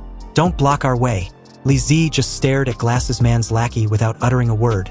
Then suddenly, he headbutts him heavily in the face. Jin Qinwen fell to the floor, clearly in pain. But it wasn't just him, because at this moment, Li Zi, shaking profusely, reaffirmed his earlier decision of not joining their committee. And there was nothing they could do to convince him otherwise. With this new development, the other homeowners, with their melee weapons, took a few steps forward, unsure whether to attack Li Zi. Meanwhile, Glasses Man, disappointed in Li Zi's actions, asked why he was so against them. He then gave a slight nod, signaling the homeowners to attack Li Zi. Seeing this, they quickly cornered him. But this didn't deter Li Zi. After all, being in business with gangsters before the end of the world, he had seen and dealt with a much scarier situation than what he was currently in. He leaned against the wall with his shaking body and loudly shouted for the homeowners to come at him. Come on. He was not afraid of any of them. Han Feng saw this and gritted his teeth in anger, wondering what action he should take. Oh no. Brotherly was in such a bad state that he will collapse soon. I have to go help him. No, they have too many people. What can I do even if I go? Han Feng contemplated for a while, then reached into his pocket for his gun. With his gun in hand, he was unsure whether to step in now or wait to see how things would develop a little bit further. On the other hand, Li Zi, trapped like a cornered rat, wouldn't shut up, but continued to antagonize the homeowners. Come on, if you want to do it, hurry up. But suddenly, he noticed something from the corner of his eyes that drew his attention. Accompanied with a deafening bang, the audible sound of Han Feng's gun discharging rang throughout the entire stairwell. And for a brief moment, the shockwave from the muzzle blast was quite noticeable, and so was the recoil when the bullet was discharged. The entire area immediately became eerie quiet, as the only sound followed shortly after was a bat being dropped by a frightened homeowner. But as the scene pans to the crowd, their faces showed similar expressions, and it was the look of undisguised fear. Even Glasses Man, their leader and instigator, was not brave enough to step forward, but remained completely silent in the background. As the pin-drop silence from both sides stretched out, we see that amidst the frightened crowd, Jin Chin-won got the worst of it, because the shot fired was centimeters away from making him the intended target. Sitting on the cold, hard floor, he was seconds away from wetting his pants. When the crowd at the background on the staircase below, unable to see anything ahead, curiously asked what the sound was, the ones in front, with widened eyes, answered absent-mindedly that it was a gunshot. Hearing this, some began to question how it was even possible for someone to have a gun at a time like this. Seriously, you guys aren't kidding, right? Then, almost immediately, the crowd's murmurings grew louder as Han Feng shouted for them to pipe down. "Quiet," he said. "No one is allowed to move without my permission." At this moment, Han Feng had descended the stairs and was currently right next to Li Zi with a flashlight in one hand and the gun in the other, his gaze full of hostility. And the homeowners, seeing this, slowly backed away a couple steps and pleaded for Han Feng not to shoot. Meanwhile, Li Zi, who had recognized Han Feng earlier, thanked him. Of course, Li Zi, being the one responsible for getting Han Feng a gun, was not surprised. Han Feng assured Li Zi that there was no need to thank him. After all, he was simply repaying him for his help till now. As the frightened homeowners were left speechless, Glasses Man just quietly observed the scene. His calm and calculated demeanor hinted that he was plotting something. And amidst the staggering crowd behind him was Hyona. She was once again surprised by Han Feng's resourcefulness, and was also wondering when and how the hell did Han Feng got a gun. Han Feng even had left his apartment, which was rare nowadays. Without taking his eyes off the homeowners, Han Feng took out his key and said, "Brother Li, this is the key to my apartment. Take it and let's move back up slowly." Hearing this, Li Zi nodded slightly. He took the key in surprise and said nothing. However, the homeowners, who were currently torn, whispered to Glasses Man for his orders. They were contemplating on whether to attack Han Feng when he least noticed or do nothing. But before Glasses Man could get a word out, another warning shot rang out, startling and frightening them even more. "I told you all not to move." Han Feng spoke with a stern look. Then, he ordered them to drop their weapons and get down on the ground. Without any hesitation, the crowd immediately obliged. They quickly got on their knees and dropped their weapons on the floor. "Brother Li, let's go. Whoever dares to move, I won't hesitate to shoot."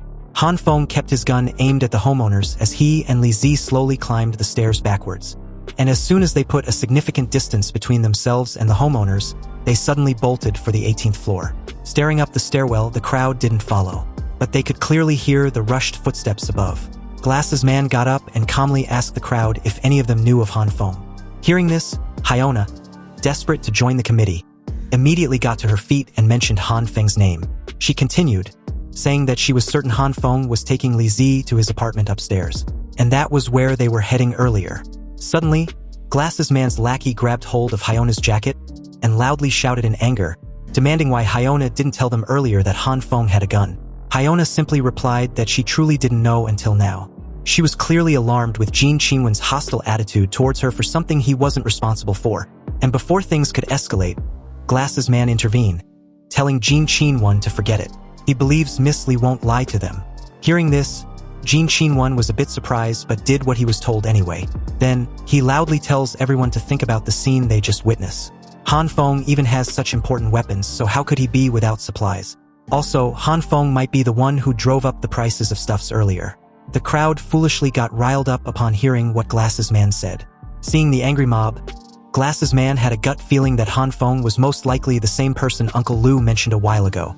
The more he thought about it, the more he became certain of it.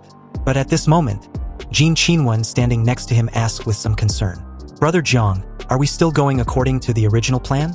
What if he shoots at us?" A confident smile suddenly crept on Glasses Man's lips. From what he observed, killing them was not Han Feng's goal. If Han Feng dared to kill someone, he would have done it just now. Even though the threat was certain, he wanted to avoid killing anyone if necessary. And about Han Feng's apartment, Glasses Man just don't believe they could stay in the room forever. They had time and number on their side, so all they needed was to be smart about their actions. Glasses Man turned to the furious crowd and reassured them in a calm and polite manner. Everyone, please listen up. Our plans have changed. Let's go back and prepare safety measures before coming back. Our enemy is currently well equipped, so we need to be cautious. Meanwhile, at this time, Han Feng and Li Zi had successfully made it to the 18th floor, and were currently heading towards apartment 1804 as soon as possible. When they got to his apartment, they had no idea whether the homeowners were following behind. Han Feng quickly guarded their rear as Li Zi tried to open the door. However, his hands were trembling, so he took longer than necessary. Li Zi quickly apologized. "Sorry bro," he said. "My hands are shaking so much due to the cold." Han Feng told him not to panic but should take his time. From the looks of it, no one seems to be chasing them. Shortly after, Li Zi was able to insert the key and unlock the door. However, the warm breeze that hit him immediately upon opening the door left him speechless. His expression felt like he was having a stroke. "So warm," he thought. Han Feng told him to quickly get inside, to which he agrees. Inside, Li Zi took a look around, and upon seeing the radiator, then the generator, Li Zi couldn't help but exclaim in surprise. But what really took his breath away was the numerous supplies in the apartment. Staring at Han Feng's storage room, Li Zi had numerous questions racing through his mind. But the first was how. How did Han Feng really manage to do this? Turning his gaze towards the person in question, Li Zi asked what exactly was going on in Han Feng's apartment. Hearing the question, Han Feng was not surprised. He was actually expecting this sort of scenario. After all, it was only natural for Li Zi to be curious and ask what was going on. Han Feng replied that it was a long story, but before he could continue any further, the two immediately noticed a door in front of them slowly creak open, and seconds after, the young girl came out, questioning Han Feng where the drone was. It was in this moment that Han Feng remembered about the drone. With an incredulous look, he replied that he had forgotten, and with what transpired outside, it was only natural for him to forget. However, when Li Zi heard this, he inquired about it. 2 long hours later, Li Zi, with his mouth full of food almost every second, got a summary of the story so far. Han Feng deliberately left out his and the little girl's abilities, and his regression a secret for now. Li Zi replied that he was truly amazed with his brother. Han Feng was way too awesome to actually predict this disaster in advance, and to even do this much preparation, which was needed by the way. It seems that studying hard and knowing the current state of the world was indeed useful. Hearing this, Han Feng just gave an awkward laugh and apologized to Li Zi for not roping him in sooner. He was previously worried about the information of his supplies being leaked, so he never told his brother the truth. Hearing this, Li Zi put down his chopsticks on the table, got up, and surprised Han Feng by formally thanking him. Li Zi bowed and sincerely said that if it weren't for Han Feng, he would have definitely starved to death by now. For Han Feng to treat him in this way was already extremely benevolent of him. Seeing this, Han Feng was left speechless. He reassured Li Zi that he had helped him a lot in the past. Anyway, he should continue eating and shouldn't worry about the supplies in stock. There was plenty for the three of them. Li Zi began to tear up, deeply touched by Han Feng's generosity. Then, he soon started crying like a child, commenting that Han Feng was truly a good guy, and he was honored to be his brother. On the other hand, the girl just enjoyed her drink and watched the entire scene expressionlessly. When Li Zi was done crying, the conversation dragged on as usual. But then, he remembered and started to update Han Feng about the situation outside.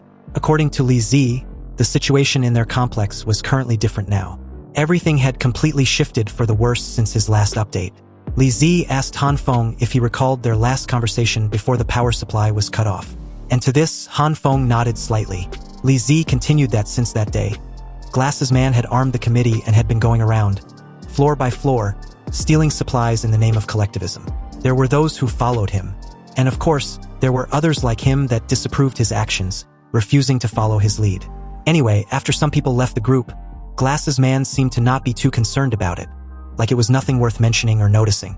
However, behind everyone's back, he sent his lackey, Jin Qinwen, together with some other homeowners to take care of them. His reason was to reduce the threat against them. Hearing Jin Qinwen's name, Han Feng asked if he was referring to the older brother of the university twins. That's right, they studied so much that their intelligence has gone back to their mother's womb. Han Feng realized that it was due to such underhanded tricks that the committee suddenly developed quickly in the shortest possible time.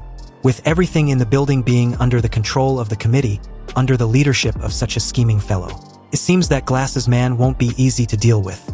Li Zi agreed with Han Feng, adding that, as the saying goes, evil has its retribution. He then asked Han Feng to guess who they have the balls of steel to try to rob. Curious and impatient, Han Feng wondered who it might be. With a knowing smile, Li Zi mentioned the name Li Zhenghao, the boxer that was once the middleweight champion. And with that, a new character with a terrifying strength had been introduced. When Han Feng heard Li Zhenghao's name, he was momentarily at a loss for words, because everyone knew how strong he was. Being a lone wolf, Li Zhenghao wasn't outclassed or outmatched in any way, so how can the other homeowners compete? Wouldn't the people on the committee be badly beaten? Han Feng, genuinely perplexed, asked in a somewhat nervous, yet knowing tone. Exactly, right? But this Zhang guy still wanted to save face at a time like that and refused to admit defeat. So, under the instigation of the persistent Zhang, these homeowners who were initially scared to fight were instantly filled with fighting spirit and continued their one-sided beatdown with Li Zhenghao. In the end, they were all defeated, beaten so badly beyond recognition by Li Zhenghao. For a strategic and meticulous person like Glasses Man, this overwhelming defeat was a bad move for him. And it seems that his actions was to either subjugate Li Zhenghao through brutal force, or remove the threat he poses completely before it becomes too powerful to ignore. However, these actions unknowingly led to the rise of Li Zhenghao. He also gained a group of followers because of this incident, and two of them were very famous. The first henchman was Zhang Yangyu, a former fan of Li Zhenghao. I heard that he has been fighting in black boxing for a few years and is famous for his speed. The other was Jin Zhongzai, and he too was a fanatical fan of Li Zhenghao. It is said that he was born with supernatural strength and is as strong as a beast. Li Zhenghao, relying on the prestige of these two henchmen, formed a force in our community. And this group of people really hate the hypocritical Zhang Shueyo. In order to divert the conflict and avoid further humiliation and beatdown, Glasses Man is now eyeing Han Feng's supplies. Li Zi continued that Glasses Man would try every possible means to steal these supplies to save the face he'd lost. You know, like some sort of redemption. Hearing this, Han Feng added that if what Li Zi said was the case, then his decision to win him over was just a spur-of-the-moment one. That's right, and I believe he would use that to affirm his stance to rob you. Before I fainted, I wanted to come upstairs to tell you that they were coming to rob you. Han Feng held his chin in deep thought. He now realized how it was no wonder Zhang Shueyo wants to win over his brother Li. It seems he was not having a good time at the moment, and desperately needed a henchman who was decent when it came to fighting. This was to increase his might and give the other homeowners a chance to compete if it comes to it. As the group continued to chat, a sudden click at the door drew their attention. Li Zi, clueless as Han Feng, wondered anxiously what it might be. Someone is coming. The little girl took out her phone and showed the two the live surveillance footage. In the footage, all the homeowners had gathered at Han Feng's door, and Glasses Man was quietly issuing orders to them. They came well prepared and even brought ballistic shields with them. Seeing this, the two immediately panicked. Han Feng quickly told the girl and Li Zi that he was going to electrify the door. But the moment he was about to head for the door, the little girl held his jacket to stop him. Han Feng halted in his tracks and turned to question what the problem was. With a slight hesitation, the girl replied that she smelled sulfur. Sulfur. But at this moment, before the three could figure out what was going on, a deafening explosion rang out shortly after. And with it, a massive quake that made the two and the girl tremble to the ground and on the table respectively without any resistance. Han Feng gritted his teeth and covered his right ear. How dare they try to blow me up? When the three gained their bearings, the girl explained that the unwanted intruders were using local blasting explosives, which were not very powerful but effective in getting the desired job done nonetheless. Curious, Han Feng asked how she knew all this. She simply showed him the surveillance. What a bunch of bastards! Li Zi cursed loudly. However, Han Feng noticed a familiar figure among the crowd, a figure he couldn't ignore. Of course, this person was none other than Li Hyona, who was, at this very moment, detailing everything she saw and knows about Han Feng's apartment. Oh, so it was you who brought Zhang Shueyo here. Seeing Hyona, Han Feng was a bit regretful for allowing her to escape. He was too preoccupied at that time in eliminating the immediate threat and cutting off Hyona's support to deem her of being a threat also.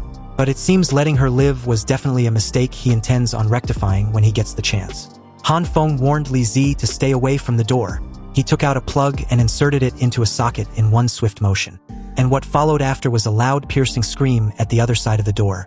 At the other end of the door was a male homeowner electrocuted to a charred stake, his face highlighting the agony before his death.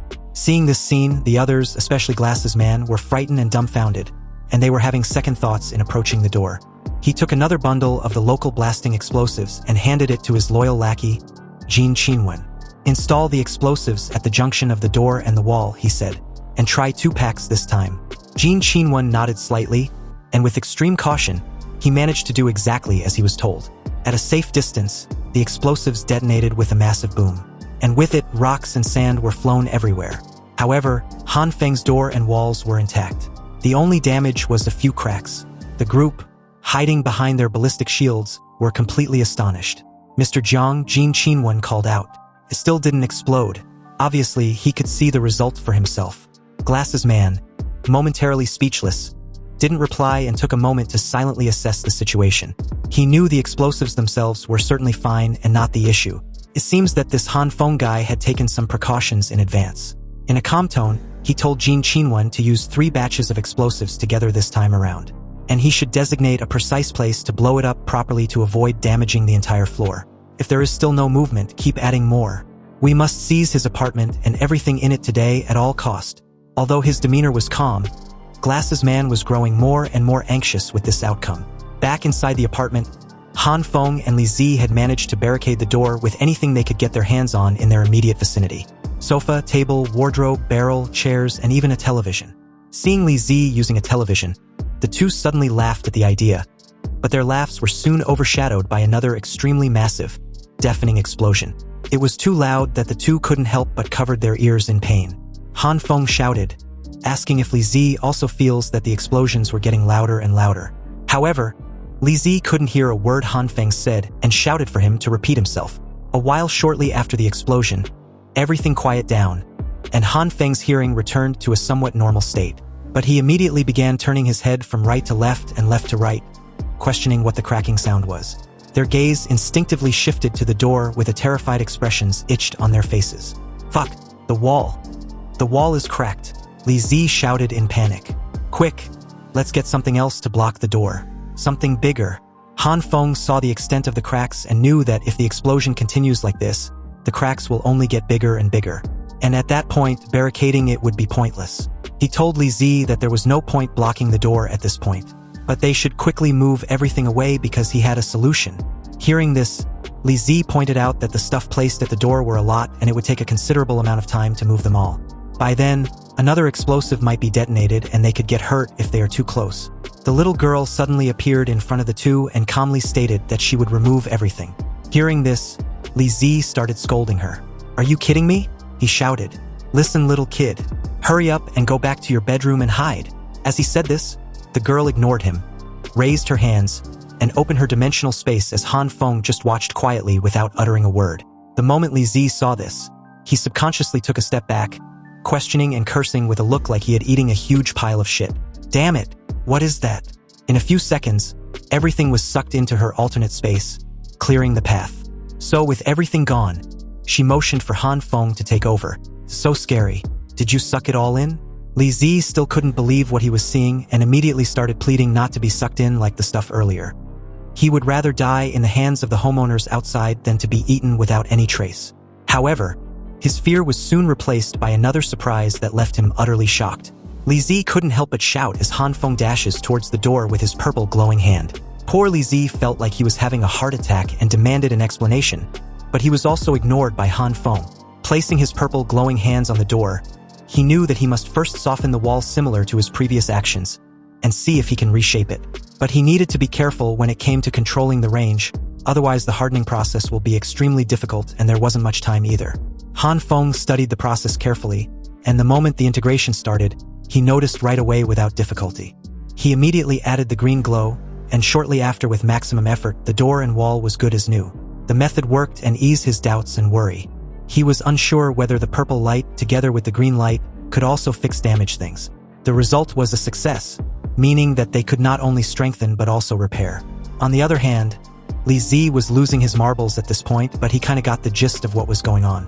"Sure enough, bro, I'm not insane, right? Is this magic? You have superpowers, don't you?" Hearing this, Han Feng felt a headache coming on. It felt good and liberating being unrestrained and to be able to use his power freely and openly. But the consequences and the pain of having to explain was annoying.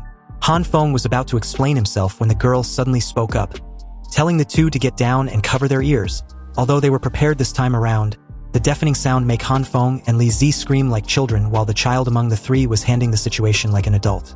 When the chaos subsided, Han Feng was shocked to find out that the wall at the lower level had cracked again, and this time with much severity. What? I just strengthened it. Why is it cracked again? The girl observed the surveillance outside and noticed that Glasses Man had altered his strategy. He intends to blow up a specific area, which was the ground level of the wall rather than the entire section of the wall together with the door. In the live footage, a massive local blasting explosives laid directly at the door, seconds away from detonating. Han Feng, sweating bullets, gritted his teeth in anger. He knew that in this situation, no matter how he fix it, it would be completely useless. The current explosive was the biggest one yet, and considering what the previous one did, the wall would not be able to hold for another round of repair. He turned to face the two and said with a fierce look in his eyes, "I have a dangerous idea. Are you willing to believe me for once?" The two readily agreed. After all, it's not like they had any other option at this point. Whether to block or to do something, it's all up to Han Feng. Han Feng stood tall and determined, his demeanor like that of a person with an insane yet a brilliant idea. "Okay, then do exactly as I say." And just like that, a few seconds passed, and what followed immediately after was a deafening explosion so massive that rocks and sand flew everywhere at the entrance of the apartment. The whole floor shook violently as a result for a few seconds, before gradually returning to calm. Also, the entire section of the wall around the door was completely shattered, leaving visible and numerous cracks too chaotic to ignore. The upper section of the door creaked open marginally. Then, accompanied with a resounding thud, the entire frame, together with the massive door, fell over like a fallen domino. Observing the scene with keen interest were the homeowners at a safe distance. The moment the door fell, they began to slowly approach the entrance of the apartment. Jin Qinwan was the first to speak up when they were about to enter, cautioning everyone to be careful and check every corner. And to this, the homeowners agreed without any objections. But the moment they entered the apartment, they started rampaging everything in sight. And this made Glasses Man remind them again about the need to be cautious and careful, because their enemy might launch a sneak attack. They were then told to check the kitchen first for supplies. But upon a thorough check, they found nothing. And not only there, but the living room also. "Mr. Jiang, there is no one in the living room, and there are no supplies either." Jin Qinwan approached Glasses Man with a box in hand, stating that the only thing they found was this box of seeds beside some garbage in the kitchen. Hearing this, Glasses Man exclaimed in disbelief, his voice tinged with evident disappointment. Obviously, Hyona became the target of everyone's disapproving stare. Jin Qinwan, who never liked Hyona in the first place, shouted, asking if she's been lying to them all along. At this point, Hyona was at a loss for words, momentarily speechless, dashing her gaze from side to side to find everyone, including Glasses Man, staring at her like they wanted to skin her alive. She replied nervously that she didn't lie. Everything she said was true, and Han Feng must be hiding everything in his room. Meanwhile, the homeowners searching the rooms finally reached the last room unchecked. But the moment the guy reached for the doorknob, the other told him to be careful. "Yeah, I know, I don't want to get shot," he replied. When the door slowly creaked open, the guy was about to stick his head to have a look inside. Unexpectedly, what happened immediately after was a sudden slap of the cold surface of the ballistic shield warming his cheek. Apparently, Li Zi had opened the door and stumped on the tactical shield the homeowner was holding, cursing loudly. The two homeowners got trashed to the floor as a result. Han Feng stepped out, silently following behind Li Zi's lead. And with a cold yet warning stare, Han Feng raised his gun and took aim. When the other homeowners saw this scene, they immediately raised their ballistic shields and hid behind them with terrified expressions etched on their faces. With two down and immobilized by Li Zi's sudden outburst, the others were hiding scared. Han Feng fired a shot at the shield and loudly shouted, telling the unwanted intruders to get the fuck out of his apartment. Otherwise, they shouldn't blame him for being ruthless. Ruthless? Have you ever been polite before?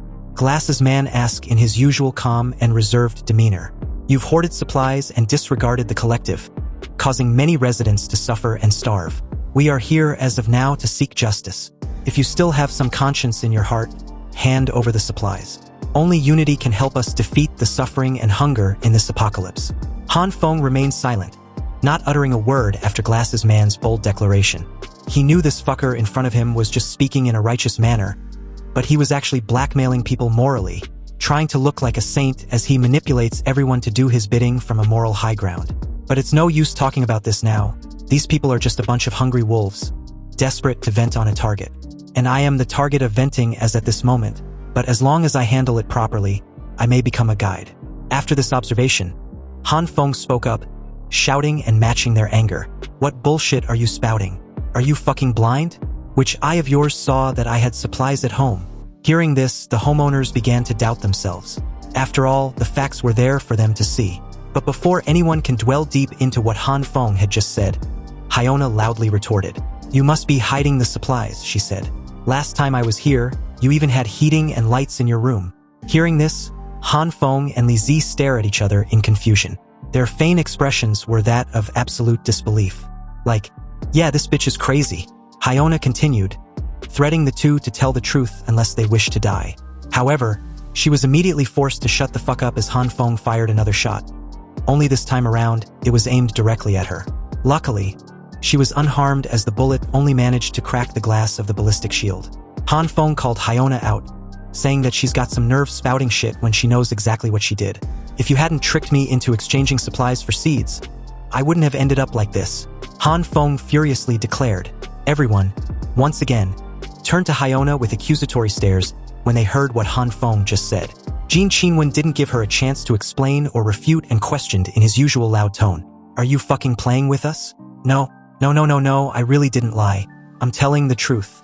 You have to believe me. After a long silence and careful observation, Glasses Man stepped forward and took control of the situation, telling everyone to keep a level head and not argue pointlessly. He has a simple solution. A slight smile crept up on his lips as he points at the remaining room left unchecked, telling the two guys earlier to go take a look. The two guys were absolutely terrified with this order. Obviously, they were afraid of getting shot. But Glasses Man proceeded to ask Han Feng if he would refuse this simple request. Surprisingly, Han Feng, still maintaining her stern look, gave the go-ahead. The two went in the room, and as expected, they found nothing. Well, nothing of importance from their perspective. Only the little girl and some garbage. When the girl stepped out of the room, she stared at the crowd in confusion. Then, her expression gradually morphed to that of absolute terror. She rushed and hugged Han Feng, feigning the attitude of a helpless child. Big brother, she said, I'm hungry and scared. Don't be afraid, Han Feng replied calmly. I will find food for you once they leave. Han Feng's tone became gentle, trying to reassure her. The act drew the attention of everyone and shifted their previous anger to that of frustration. Damn, I've been busy for so long and this is it? Where are the stuff? The supplies? Where are the supplies? Glasses Man turned to Hyona and in a calm demeanor, asked for an explanation. Although Glasses Man's tone was relatively calm, Hyona instinctively knew the anger laced in them. Everyone turned to Hyona, expecting her to explain. Glasses Man continued, pushing all the blame on Hyona. Given how things have turned out, you have to give us all an explanation. Brief murmurs ensues as everyone agrees with Glasses Man, pressuring Hyona for an explanation. Unsure what to say as a form of an explanation, Hyona began to stutter. I really didn't lie to you. I saw it with my own eyes. Inwardly, she wondered what went wrong. How could this happen? Could it be that Han Feng is behind this? Yes, it must be him. He is the one who made me like this. Hyona clenched her teeth so tightly that the flashlight in her hand was practically shaking. Although she didn't understand what was going on, she was certain about one thing. She was being played and Han Feng was lying somehow. Thinking fast, Hyona rushed towards Han Feng with her flashlight in hand, and the moment Han Feng noticed her approaching, she flashed the light on Han Feng, temporarily blinding him. Luckily for Hyona, she managed to skillfully disarm Han Feng before he even realized what was happening. Seeing this, Li Zi shouts for Han Feng to be careful, but it was too late. Hyona points the gun at Han Feng and loudly questions where he hid the supplies. Everyone watched the scene silently as Hyona continued. You must have done something wrong. Tell everyone the truth, or I will shoot. The truth? Bitch, please. The truth is, you have swindled me of all my supplies. At this point, Hyona was desperate, frustrated, and beyond angry, shaking all over. You lying, deceitful bastard. I will kill you if you don't tell everyone the truth. But at this very moment, a metal stick was perfectly thrown, knocking the gun out of her hands. Luckily, it didn't go off. Hyona was immediately restrained, and as she pleaded to be let go, she yells that she wasn't lying. Everything she said was true. However, her plead fell on deaf ears as the two guys restraining her shouts for her to shut up and quit with her pointless movement. The gun fell a few distance away from Han Feng, but the moment he reached for it, A hand unexpectedly got hold of it first. Of course, it was none other than Glasses Man. The two got back up, staring at each other with different expressions on their faces. The underlining fear on Han Feng's face was evident, and Glasses Man just watched expressionlessly. This somewhat awkward, yet undeniable tension between them stretched on for a while before Jean Qinwen's loud voice rang through. "How dare you lie to us, you rotten bitch!" he shouted. "I foolishly believed you, letting you lie to us all, including Mr. Jiang." Jean Qinwen raised his metal bat and was about to smash Hyona's face in. But before that could happen, Glasses Man grabbed his hand, stopping him. "Enough," he said. "The committee is not a violent group, and this is not a place of execution. Even if she deserved to die, we must give her at least one chance to reform." Hyona's face turned ugly as Glasses Man placed the gun under her chin, mocking her. Turning his head slightly, his attention shifted back to Han Feng. "Mr. Han, I'm sorry about what happened today." As he turned around to face Han Feng, he handed over the gun as well. And in his usual, reassuring tone, he continued auspiciously. "We are all victims, and I will give you an explanation later." Han Feng was momentarily taken aback by the fact that Glasses Man was willingly giving him back his gun. "Well, if that's the case," he said nothing, reached and grabbed hold of the gun before looking up. "By the way, I congenially invite you to join the committee. You don't have to answer now, think about it first. Tell me your thoughts when you come to collect supplies tomorrow." And with that, Glasses Man and his goons left the apartment in an ostentatious fashion, leaving the three watching their departing figures in silence and with mixed emotions.